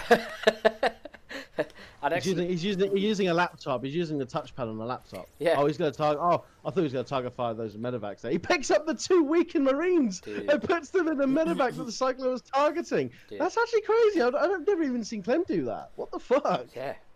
Battlebee bringing out all the stops, man. I'm sure his blood is pumping. I mean, this is what he wanted. He said he was going all the way. He said he was going to do this, and this is, he's doing it. Is this best of 5, right? Yeah, for sure. Oh my God, nah, man, it ain't gonna be a. Oh, he gets the Cyclones. Oh my God, Battlebee, you're actually so hot. Like what the fuck? That's like 2 free Cyclones there, Bjorn. Not something Bjorn really wants to be doing. Is losing 2 free Cyclones, but he's gonna get the double drop, heading off into the south side of the map, and both players pretty much mirrored. But if we look at the units lost, I mean, it's just actually the units lost is identical in terms of value. Just beyond, actually is just crazy. beyond his 150 gas more because of the. That's crazy. Yeah, I mean, like Battlebee's now getting like. I think Beyond's testing Battlebee here. I think Beyond wants to see if he can out macro Battlebee and see if he can take him to the late game and prove a point. Beyond's very what's the word? Not petty, but I mean he probably is petty actually. But I wouldn't say he's petty. I think Beyond's always got something to prove in life. Like he always wants to be the best. He always wants to win. And all that Cyclone's going to get a beautiful lock on, but he doesn't move it, it's just going to die, and it's going to get away, and does so much damage. This thing is horrible. Yep. But let's not forget, Battlebee's taking an engagement in the middle and at the north side. He's losing the engagement, that's the problem, and I'm not happy about that, Battlebee. This is literally what Beyond does. Wow. He's disgusting. He gets all the medevacs but 1. Yeah. And Battlebee lost his main CC, so... I mean, that's... But he has another one. He's floating over. He just thinks ahead. He's like, Beyond will snipe my base. There's nothing I can do about it. Yeah. He's a god. It's like pissing in the wind and hoping it won't splash me in the face. I'm just gonna move the other one. Yeah. I think he's just embraced it. He's like, I like a warm golden shower, please. Might as well. Yeah. Because at least it's warm. At least it's warm. At least it's warm. Yeah. I mean, there's always a silver lining, but Bjorn gets out there. Look how low. How low this medevac is. I mean, that was what, one. Bad tank so dead. No, I mean the Marines are coming in. Oh, please, whoa. please repair it. Target the medevac, please. Okay, that's fucking crazy. Cool. He's shooting his own assimilator though. That's not okay. There we go. We fixed it. Repair it. No, Battleby, that's repair mining. it. That's mining. Repair it. Oh, Repair it, Battleby. Thank there you. we go. There we go. Oh, I mean, Battleby it's has. like he can hear me. He can hear his boss's voice going, "Repair it, Battleby. Do it." Oh, look at this army though. That's actually a much bigger army than I thought Battleby had. He's going to try and get rid of the fourth, but the difference is, oh, he's unsieged. Oh, he's unsieged. This is actually huge. Get the major seal. He gets it off. Battleby's going to do it. Yeah, Battleby comes in. Yeah, he's going to get such a great engagement. Oh, cleans up There those is a tanks. planetary. I mean, there It is a planetary. Yeah. That's the thing.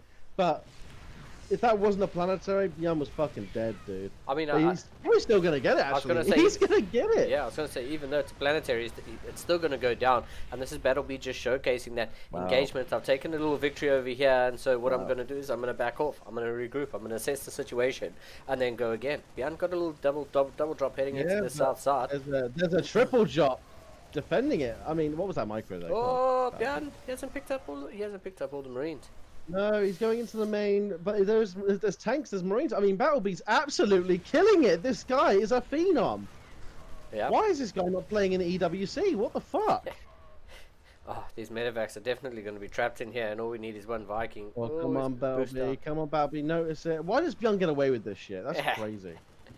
It's so unfair. Beyond things, man. It's beyond things. But look at this army in the middle of the map here for Battleby. Look at the tank. Look at the tank. Look at the tank on the top left. He actually kills. He kills the top left being remade, or he cancels it because there's a tank there. Yeah. Shelling it.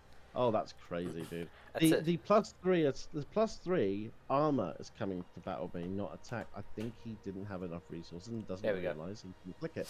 Oh no. I mean, the armor's going to come before the attack. Sorry, before +3 comes for Beyond. He needs to hit when that +3 armor happens, just so he has something to work with.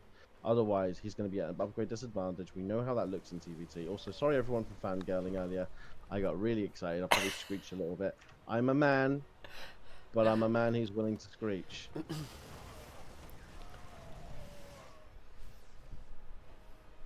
I mean, I was going to say, both of these armies just walking past each other. Oh my god! Beyond on a That little bit would of a be move so command there. fucking strong, dude. But he needs to pull back because those tanks are... Oh no, he's got so many Marines. It doesn't fucking matter. He's killing everything. And you doubted him. You thought this was going to be a fucking 3-0. I don't think so. Not my Battleby. Not my Battleby, dude. He still hasn't got his 3-3 up yet. And we've got a +2/+3 on Battleby. If he just does the business, he's going to try and get some harassment done. There's an army on the top left as well. This is a multi-prong. He's doing Beyond damage. He's doing what Beyond does, and he's doing it fucking well. That was an all-army hotkey move. Battleby definitely, definitely my doing God. it. He's also got a multi-prong coming in from the north side. It's just a single drop, but it's enough to shave off a couple of units. I mean, he needs to be careful. Beyond's still Beyond. I mean, he's not going to be able to, like... I mean, if he drops in the natural with all his tanks, is that what he's planning? I think he is. There's so many tanks. Oh, honestly, I'm clairvoyant. Oh my god, that is huge. But he has to be careful. He's got the anti-armor missile going. Those tanks are going to target fire the Marines. We got more tanks on the low ground as well. I mean, I feel like it was a good investment. There's lots of damage being done by Battleby, and he gets out. I mean, for sure, that was worth it. Yeah, I mean, Battleby definitely. I mean, he's just showcasing what we've seen. You know, the mindset of get out when it's time to get out and not overstaying his welcome. Yeah, I mean, he's putting Beyond in a position like Beyond. But did I not say, by the way, Beyond's average APM right now 400? Did I not say he was chilling earlier? He's plugged in his keyboard, turned on his headset, plugged in his mouse. He swapped the laptop for a gaming PC, and now he's ready to play. Yeah. He's seeing this guy. He's going, I really underestimated it. He's going to catch. Why does Battleby catch everyone out? He needs to go to the third. Go to the third, dude. You walk in the third, you just fucking win, right? Yeah. Am I crazy? No, not at all. Beyond going to take a fight at the top of this ramp. It doesn't even matter. Yeah, it doesn't even matter. That wasn't the fight to take at all. He's just donated 2 tanks for a couple shells. And no, this is insane. He's gonna get this back. This is it. He's taking it. Game 1 versus Beyond Battleby. That's it. Battleby. He did tell me he lost against Beyond twice in the past and never beat him, and he was smelling blood, and that's his first win versus Beyond. Battleby is a absolute monster. on the field. Bjorn is shaking right now. Bjorn is angry. Bjorn is sitting there thinking, who is this kid? How dare he take the first game off me in the CSO Cup? How dare he do that? Yeah. Wow. Wow. What a game. Well done. Yeah, well Well done. done. For sure. Battle B. Yeah, for sure. Kudos to Battle. We played such a good game one there. I mean, just showcasing how strong you know, Terran can be, dude. TVT doesn't matter. Even though you're going up against someone the likes of Beyond, it doesn't matter. If you play well, if you play solid, if you don't overextend and you know, you don't put yourself in bad positions, you know. Here we go. Yeah. 100%. Okay, now, oh my god, what a start! What a start! I can already see Bjorn spamming the keyboard. He's ready to play. Let's give it up for game one winner against Bjorn. It is Ladder Legends represent Battle B. And in the top right hand corner, down 1-0 for Shopify Rebellions. Give it up for the Red Terran player. It is Bjorn. It's gonna be game number 2, man. Let's see what happens. I mean, Battle B definitely coming out swinging. It's definitely showing Bjorn that, hey, listen, I'm not just some random. You need to show me some respect, and you're actually gonna have to try for this one. So.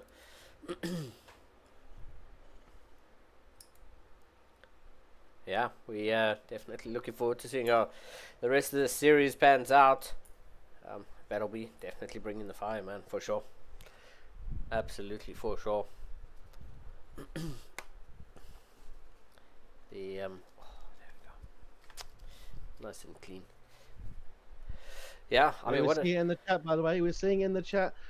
We're seeing it in the chat. Gamer Richie saying holy. What do we actually mean when we say that? He wants to say holy shit. Battle B. Yeah, you're right, Slavic Witch. You're right, my love. It is. Battle B is on fire, and no one can put him out. No one can put him out. They've got fucking fire extinguishers. They've got fire trucks. They've got an air ambulance. Doesn't matter. Doesn't matter. The man's a Knight Rider. He's going for it. He's on fire. Yeah, and we'll so see. Happy, dude. I'm so happy. This man's killing it. Yeah, that's good to see. I mean, it's really nice to see someone coming up, and even though you're going up against the likes of Beyond, I mean, even gods can bleed. Absolutely. So absolutely, gods can bleed. He's making this god bleed, but let's be careful here, Balby. Let's not mistake success for opportunity. You make a god bleed, he's going to show you his wrath. Yeah, and let's see if Beyond can. You are shocked. You are shocked. I never doubted. I never doubted. You were like, nah, Beyond's going to 3-0. He's going to 3-0 this kid. Is he fucked? Game 1, that'll be. For sure. Let's see. I mean, it's a five games is a long way to go, and we'll see. We'll see if Battle B can keep up the fire, man. I think he can. I believe in him. I'm going to say out loud right here, right now, Battle B, I believe in you. I know you can do it. We're all behind you at Ladder Legends. We're all behind you at UK Chaz. We know you can do this. Yeah, for sure. I mean, he's showcased the entire tournament that he has the mentality, he has that vision of what he needs to do and when it needs to be done by. You just saw in that engagement against Beyond, he took out some tanks, whatever, and then he just went back to regroup, to reassess the situation, say, I've won this, I've taken 3 yards, go back, okay, what do I do for the next thing? And it's just that ability to sense what needs to be done, and yeah, it was great. Wow, I just, wow. So happy for him. I'm really, really happy for him. I know he wants this. So he just needs to keep it up, though. He can't be dicking about. He needs to keep his eyes on the prize. And again, let's make no mistake, sorry, everyone. This is Beyond. Beyond. The big capital B. Okay? This man is the reason Reaper's got fucking nerfed, okay? He is insane. And that has never changed. I mean, I don't know if this is the move. I mean, does he get one at least? I mean, Beyond. Got one. He got one for 2 Reapers and a double gas scout. I mean, it was pretty obvious anyway.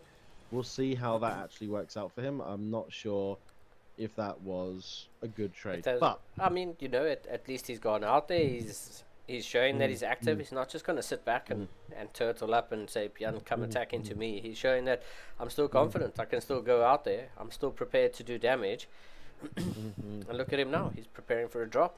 Prepare for a drop in the main. He's so clever. He's so clever, but it's coming in the natural, but there's a tank there. I mean, Battleby, fucking this guy. Yeah. Who brought him out of the woodwork? It is And it. he's repairing, and he picks up. I mean, this was completely against beyond this situation. And then he's going to catch this. Oh my god! What does he lock onto first? He locks onto the medevac. He's going to try and get it. He doesn't get it, but there's a lot of Marines here, man. There's a Raven as well. Let's see if he gets the next lock on. That's crazy, Beyond. Well done, Beyond, for that micro. Well done, Battleby, for that defense. That I don't think I've ever seen Beyond get pushed away like that in an early. I mean, not like that, right? Yeah, yeah. I've not seen it. I've not seen it. I mean, maybe you have, but and I also feel like that was a little bit reckless. You didn't have to throw all those units away. Not. I don't think he even got much, did he? No, but He got one worker. He got one worker for kill. all of that. Wow. They're exactly even on resources lost, but like, wow. Yeah, yeah. Battleby. Yeah. Just Wow. yeah. He's just showcasing some really. We don't good... even know what to say, dude. Yeah, dude. We don't I even mean, know what to say, dude. it's so good, man. It's nice to see some high level StarCraft getting played, or doesn't matter who it is or who it's against. It's always great to see Agreed. It's always great to see some StarCraft, and Battlebee's definitely bringing the heat, man. He's definitely saying to Bjorn, if you want this, you're gonna have to work for it. Yeah, he is. Yeah, he is. No, thank you, Bjorn, for participating in the CSO. I mean, I know you'll probably watch this. If you're not already listening, and again, thank you to everyone for joining on. We're so happy to be increasing the prize pool over at Baby Pastoral to help you guys at least get paid a little bit for what you're doing. I mean, you definitely earned it. We certainly love seeing you here. We hope to see you here every single month, competing, battling it out, duking it out for the wonderful people getting entertained by your stream. Yeah, so good, man. And it's nice to see StarCraft being just sustained, man, not revived, because it's not dead, but it's just being sustained by the community, and it's yeah, it's great. It's things like this that keep us going. So Exactly. yeah, we'll see. Look, I mean, almost identical again in terms of upgrades, in terms of timing. Battleby just seems to be on point with. He's on his level. He's on Beyond's level, and that's scary to say, because who is this guy? Like, how long has he been playing for? Like, have we seen him in any big tournaments? No. Well, why the fuck not? I mean, damn. Yeah. I mean, I guess that's a good question. Great questions to ask. Oh, are these units going to catch the move out? Battleby going to get the. That tank might shell it. Oh, but he moves it. Wow, that reaction time. Well done, Battleby. Well done for Beyond for knowing how to poke that guy. Who wins this fight? Probably Beyond, right? No, Battleby. Battleby, stop winning everything, man. Yeah. Give him a chance. Give him a chance. He's a veteran. Let him cook.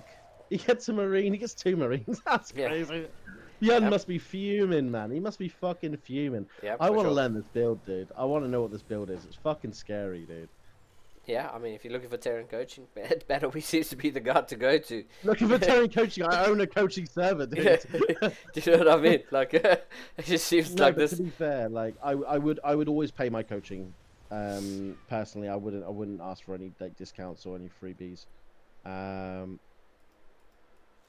Yeah, but I mean, it's just the way, man. Just the way. You can see Battleby just slightly ahead in terms of that center tower timing. And Bjorn now moving across the map, saying, hey, I need to get something done here. But look at Battleby. He's got the Viking. He's got the air superiority here. Bjorn's ahead in army supply for some reason, but the air superiority definitely going. And there you go. What huge volley of from the Vikings there. Going to push this entire army back here. One of the Ravens almost knocked out of the sky. Battleby in a pretty good position. Bjorn going for a quicker 4th base. I think Bjorn saying, well, I need to get ahead economically here. His army is superior to mine, and they're even on tech, so I need to get ahead economically. Yeah, look at that. Battleby knew he wasn't winning that fight. He knew he had to get out of there. Wow, he's back again. He's about to snipe those medevacs, though. There's no getting out of here. But there is an attack coming down. Is Battleby prepared for it? Yeah, I mean, there's big attack, yeah, coming out the front for Bjorn. Bjorn's still got that force in the back of the main. Oh. I think this is it. I think you're right. I think this is where Bjorn goes, no, sorry, dude. You took the first game, but that's it. Yeah, well done, Bjorn. Well done, Bjorn. I mean, that tank's still shelling away. Yeah, that tank's still shelling away in the back of the main, and I think if Battleby cleans up that tank in the main base as well, I mean, you've only got one side to focus on, but the whole time your mini-map's flashing red in the main base, and just taking damage consistently in the main, losing units. I mean, it is. I mean, it's yeah, it is what it is. Björn, evening up the score. It's still Battleby still showcased such good skill. There's such good composure, and yeah. What else can I say? Battleby he's lost that one, but I mean he's still probably. I'm not going to be happy about that. He's still. I'm not going to be. I'm mad, dude. I'm mad. No, I'm joking. He's, well done. He's Bjorn. still That was he's well still done. probably beaming with confidence from that first Yeah, game, yeah, and yeah. how he just like crunched, man. It was just. It was even the start of that game. I think was really strong. But it's 1-1, so we are looking to go into the next round. I mean, it's not dominating anybody. I think it will go down to the final match. I do. I don't think it will be Beyond taking the next two games. I think Battlebee's just too solid. Let's see what he does. But as long as Battlebee keeps his composure, doesn't put all his eggs in one basket, knowing you've got to know, you've got to understand, Beyond will multi-prong you. He doesn't just do direct fights. If he's attacking your main, there's an attack coming somewhere else. You've got to remember that. Okay, here we go. In the bottom right, in the blue terrain, representing the Legends, it is Battlebee. And his opponent in the top left-hand side of Incorporeal. Give it up for the red Terran player for Team Shopify. It is Björn. Yeah, man. I mean, you could just see how quickly games can spiral. And I mean, talking about spiraling, stuff's gonna go. Stuff's about to happen because, yeah, Björn's bringing the fire, man. I think that first game, the way Battlebee played that first game and just won, took an inch by inch in that very first one. Björn is saying, okay, it's time to fight. Björn wants to get the advantage here. Yeah, Björn wants to get the advantage here already. He wants to see if he can get that next early win. This map is good for this kind of position, this kind of cheese. I mean, we just need to see him take it all the way. Now, if we do, see, I don't see how Battlebee would see this. This is not a. Is this not part of the Reaper pathing? Is this not the pathing the Reaper would take? No. The pathing takes the. Up the left. No, it does. No. Yeah, it takes up the left. It takes up the left usually. I'm pretty sure, just because of the ramp in the middle. Yeah. Because it usually runs past and then goes past it. I think this is why Beyond picked this spot. So what are we going for? What's the opening? We are seeing Reapers. So again, this is where Battlebee, I think, sort of struggles a little bit. Where if he doesn't expect this, he tries to have an economic read opening, and if he gets that out, he has to see this though. He has to know how to defend it. Beyond's micro, I have to say, is a lot better. I think it's probably one of the best in the game. I just don't know. I don't really know what to say. For sure. I mean, in about 20 seconds, we're gonna see how this pans out. And this is my question: do we wait for 3 and 4, or do you go in just 2? I think it's 3. I think it's 3. Just because he wants to just overwhelm Battlebee very early on with his micro. If he gets 3, it's one-shotting. No, I think it's 4 one-shots working. So yeah, he's 2-shotting. You know, but he also needs to be able to kill his 2. He's going with 2. He's going to know with the timing that this is a proxy. He has a Marine and a Reaper, but nothing else in production. And he started a reactor. I mean, if I was him, I'd cancel that reactor and try and get some more stuff out. I mean, I don't know why he's being so calm and collected here. This is serious. I mean, Björn choosing not to fight on level ground, so I mean, Battlebee has that advantage of the high ground. Closes the door, so Björn is going to have to jump up the high ground spot. Cancel on the CCs is good. I was going to say, I don't know why Björn's still opting to go through the door. Oh, okay, here we go. So SCVs are now getting pulled, and they're not going to get one shot, but... Unfortunately, this is now DD. 100%. Okay, that's fine. He's doing his business. We've got one more game to go. If it's up to Beyond, so let's see what he can do. Yeah. I mean, he took a map off Beyond. He should be really proud. Dude, I mean, you can't look at the cheese and be like, that's how it goes. Look at the games that went the distance, and that's what I was saying. Even if it was a 3-0, Battlebee was going to make it feel like it was a 4-3. Look how close those games were. So, did I get this right? Yes, I did.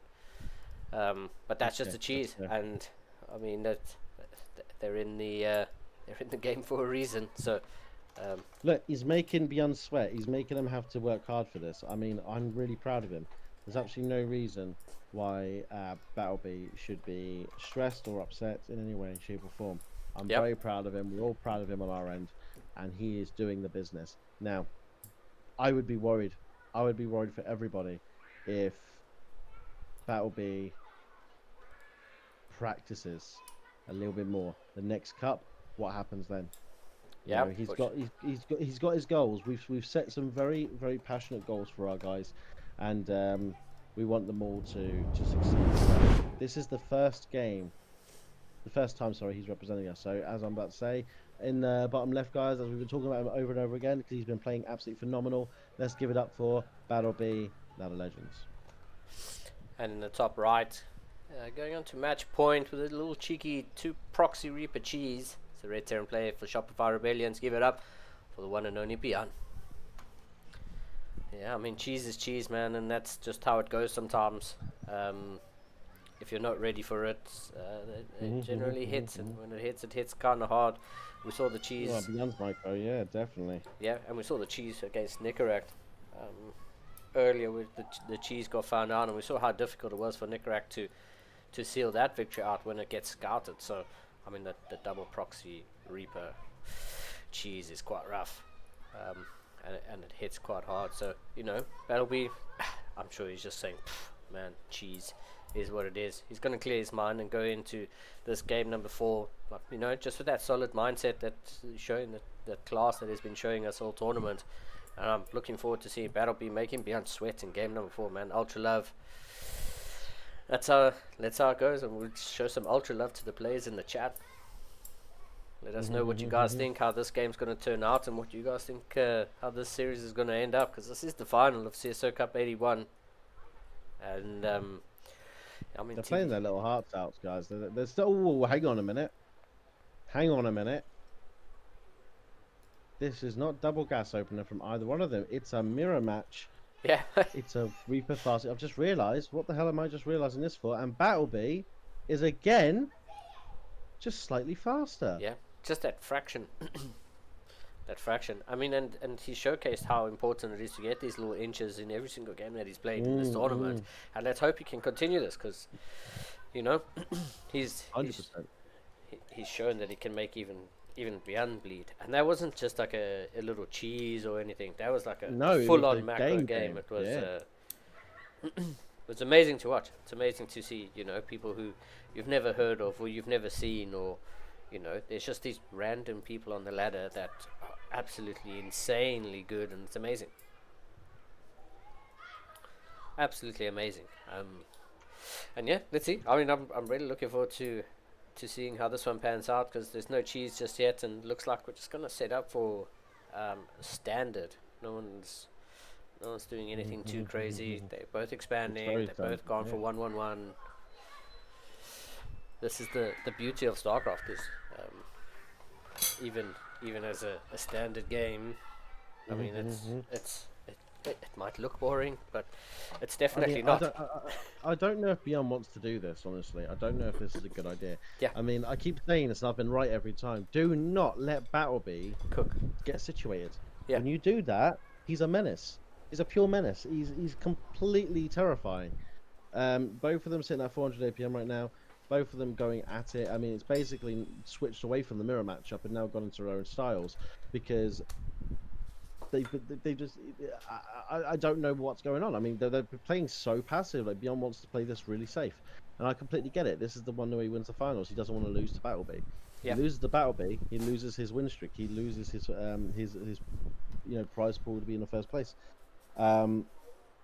Yeah, for sure. And I mean, if he loses this one, he puts the momentum inside of Battleby going into the penultimate map. So, like, you know, you've got the momentum now. You'd rather just play it a little bit safe and say, you know, do I think I'm the better player? In which case, I'm just going to continue being the better player. But what Battleby showcased in the first game is Bjorn mustn't necessarily think he is the better player, because Battleby showcased in game number 1 that, hey, listen, buddy, I'm better than you think I am. Yeah, 100%. I mean, Bjorn losing oh my God, look at that. He knows. He learned from the last game. This is what Battleby does. He learns. He realizes if he's attacking in one place, there's going to be an attack somewhere else. He knows that. So he put his Marines in position in the natural. He knows that those Hellions won't be able to get him without taking a lot of damage, and they're already taking some shots anyway. They're already in the yellow. The main's been deflected. He knows if he could just deflect Bjorn's bullshit, he can get himself up to where he wants to be. I mean, whoa. Is this for a third? Or are they going across the map? They're going across the map. We tried this in game 1, Bjorn. I mean, is he going to try and park it at the third? I think so. I mean, this is a very powerful strategy. Battleby might not be ready for it. Do we have interference matrix? Yes, we do. Yeah, so Battleby's But definitely only for Battleby. Yes. Which is what's scary here for Bjorn. I mean, Bjorn doesn't have a... Apologies, everyone. Bjorn doesn't have a lot.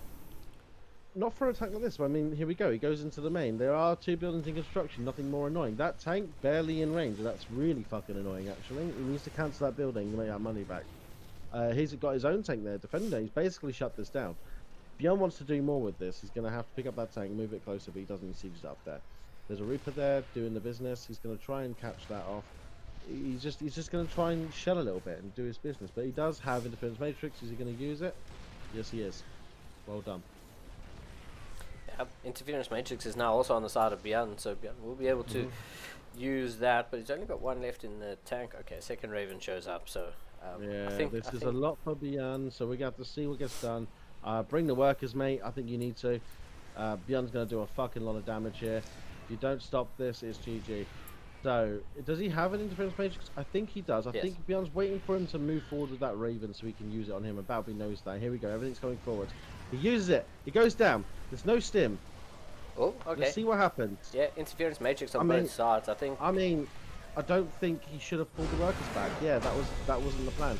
I think if he had kept his workers there, he'd have defended that push, but there was a third base down for Bjorn. So, unfortunately, Battleby did not take the trophy. But, to make it to the finals and take the first map off Bjorn, well done, Battleby. You should be proud. Yeah, for sure. I mean, and to take the first map in that fashion, man, it wasn't as if it was just an easy walkover or whatever. It was an excellent showing, I should say. 10 out of 10 there for Battleby in game number 1. Yeah, I mean, kinda, that's just how it goes. Like I said, Bjorn did the little cheese to get onto match points in game number 2, but I think it was just about continuing that, or in game number 2, continuing that momentum going into what could have been the last map and what turned out to be the last map. But kudos to Battleby, man. He showed up, and he showed up, and Bjorn's no pushover. We saw that in game number 1, and hey, dude, congrats to Bjorn for winning again, but, huge shout out to Battleby for showing up the way he did, and, I look forward to seeing more of Battleby in the tournament. I think he will be, and I'll try and speak with him about that. I think he's probably going to be a bit upset spaghetti over that, but hey, you win some, you lose some, and that's the end of it. And that's fine, but at least he turned up. He did his best, he brought it to the finals. Ladder Legends were brought to the finals against Bjorn. I mean... If you were going to lose against someone, I wouldn't mind losing to Bjorn. Yeah. No, exactly. No, 100%. Well, thank you so much, Jono, for having me on your stream. It's been fantastic, and thank you for letting us promote Baby Pass through your sponsor and Ladder Legends, the co-sponsor. We really, really appreciate that. It's been fantastic. It's been a lot of fun, and I'm sure me and you will do this again and again and again as the CSO tournaments roll on. Yeah, for sure, man. It's been an absolute pleasure, always is, and yeah, once again, thanks to you for helping to keep this going, I should say, and I mean, we look forward to all the tournaments to come. Thanks for getting the likes of Battleby to come in and really turn the whole thing up on its head, man. Showing such great games and showing such great composure. I mean, I think I think we could all learn something from the way Battleby plays, and I think that's where Battleby should hold his head up high. Is even though we don't all play Terran or anything, we should all have learned how to be more composed and more understanding of the game and saying, I've taken this inch, what do I need to do next? I've done this, what do I need to do next? What's the mile? Yeah, exactly right. I think he's taught 100%. everybody something today. So shout out to Battleby, thanks for that. And to all the players and to all the viewers. We wouldn't be here if it wasn't for them especially. So thanks to absolutely everybody. 100%. Well, thank you so much. I'm going to jump off here. I'm going to go have a little chat with Battleby and Gamer Richie. Thank you, everyone, for tuning in. We're looking forward to seeing you soon. Bye-bye. Ciao.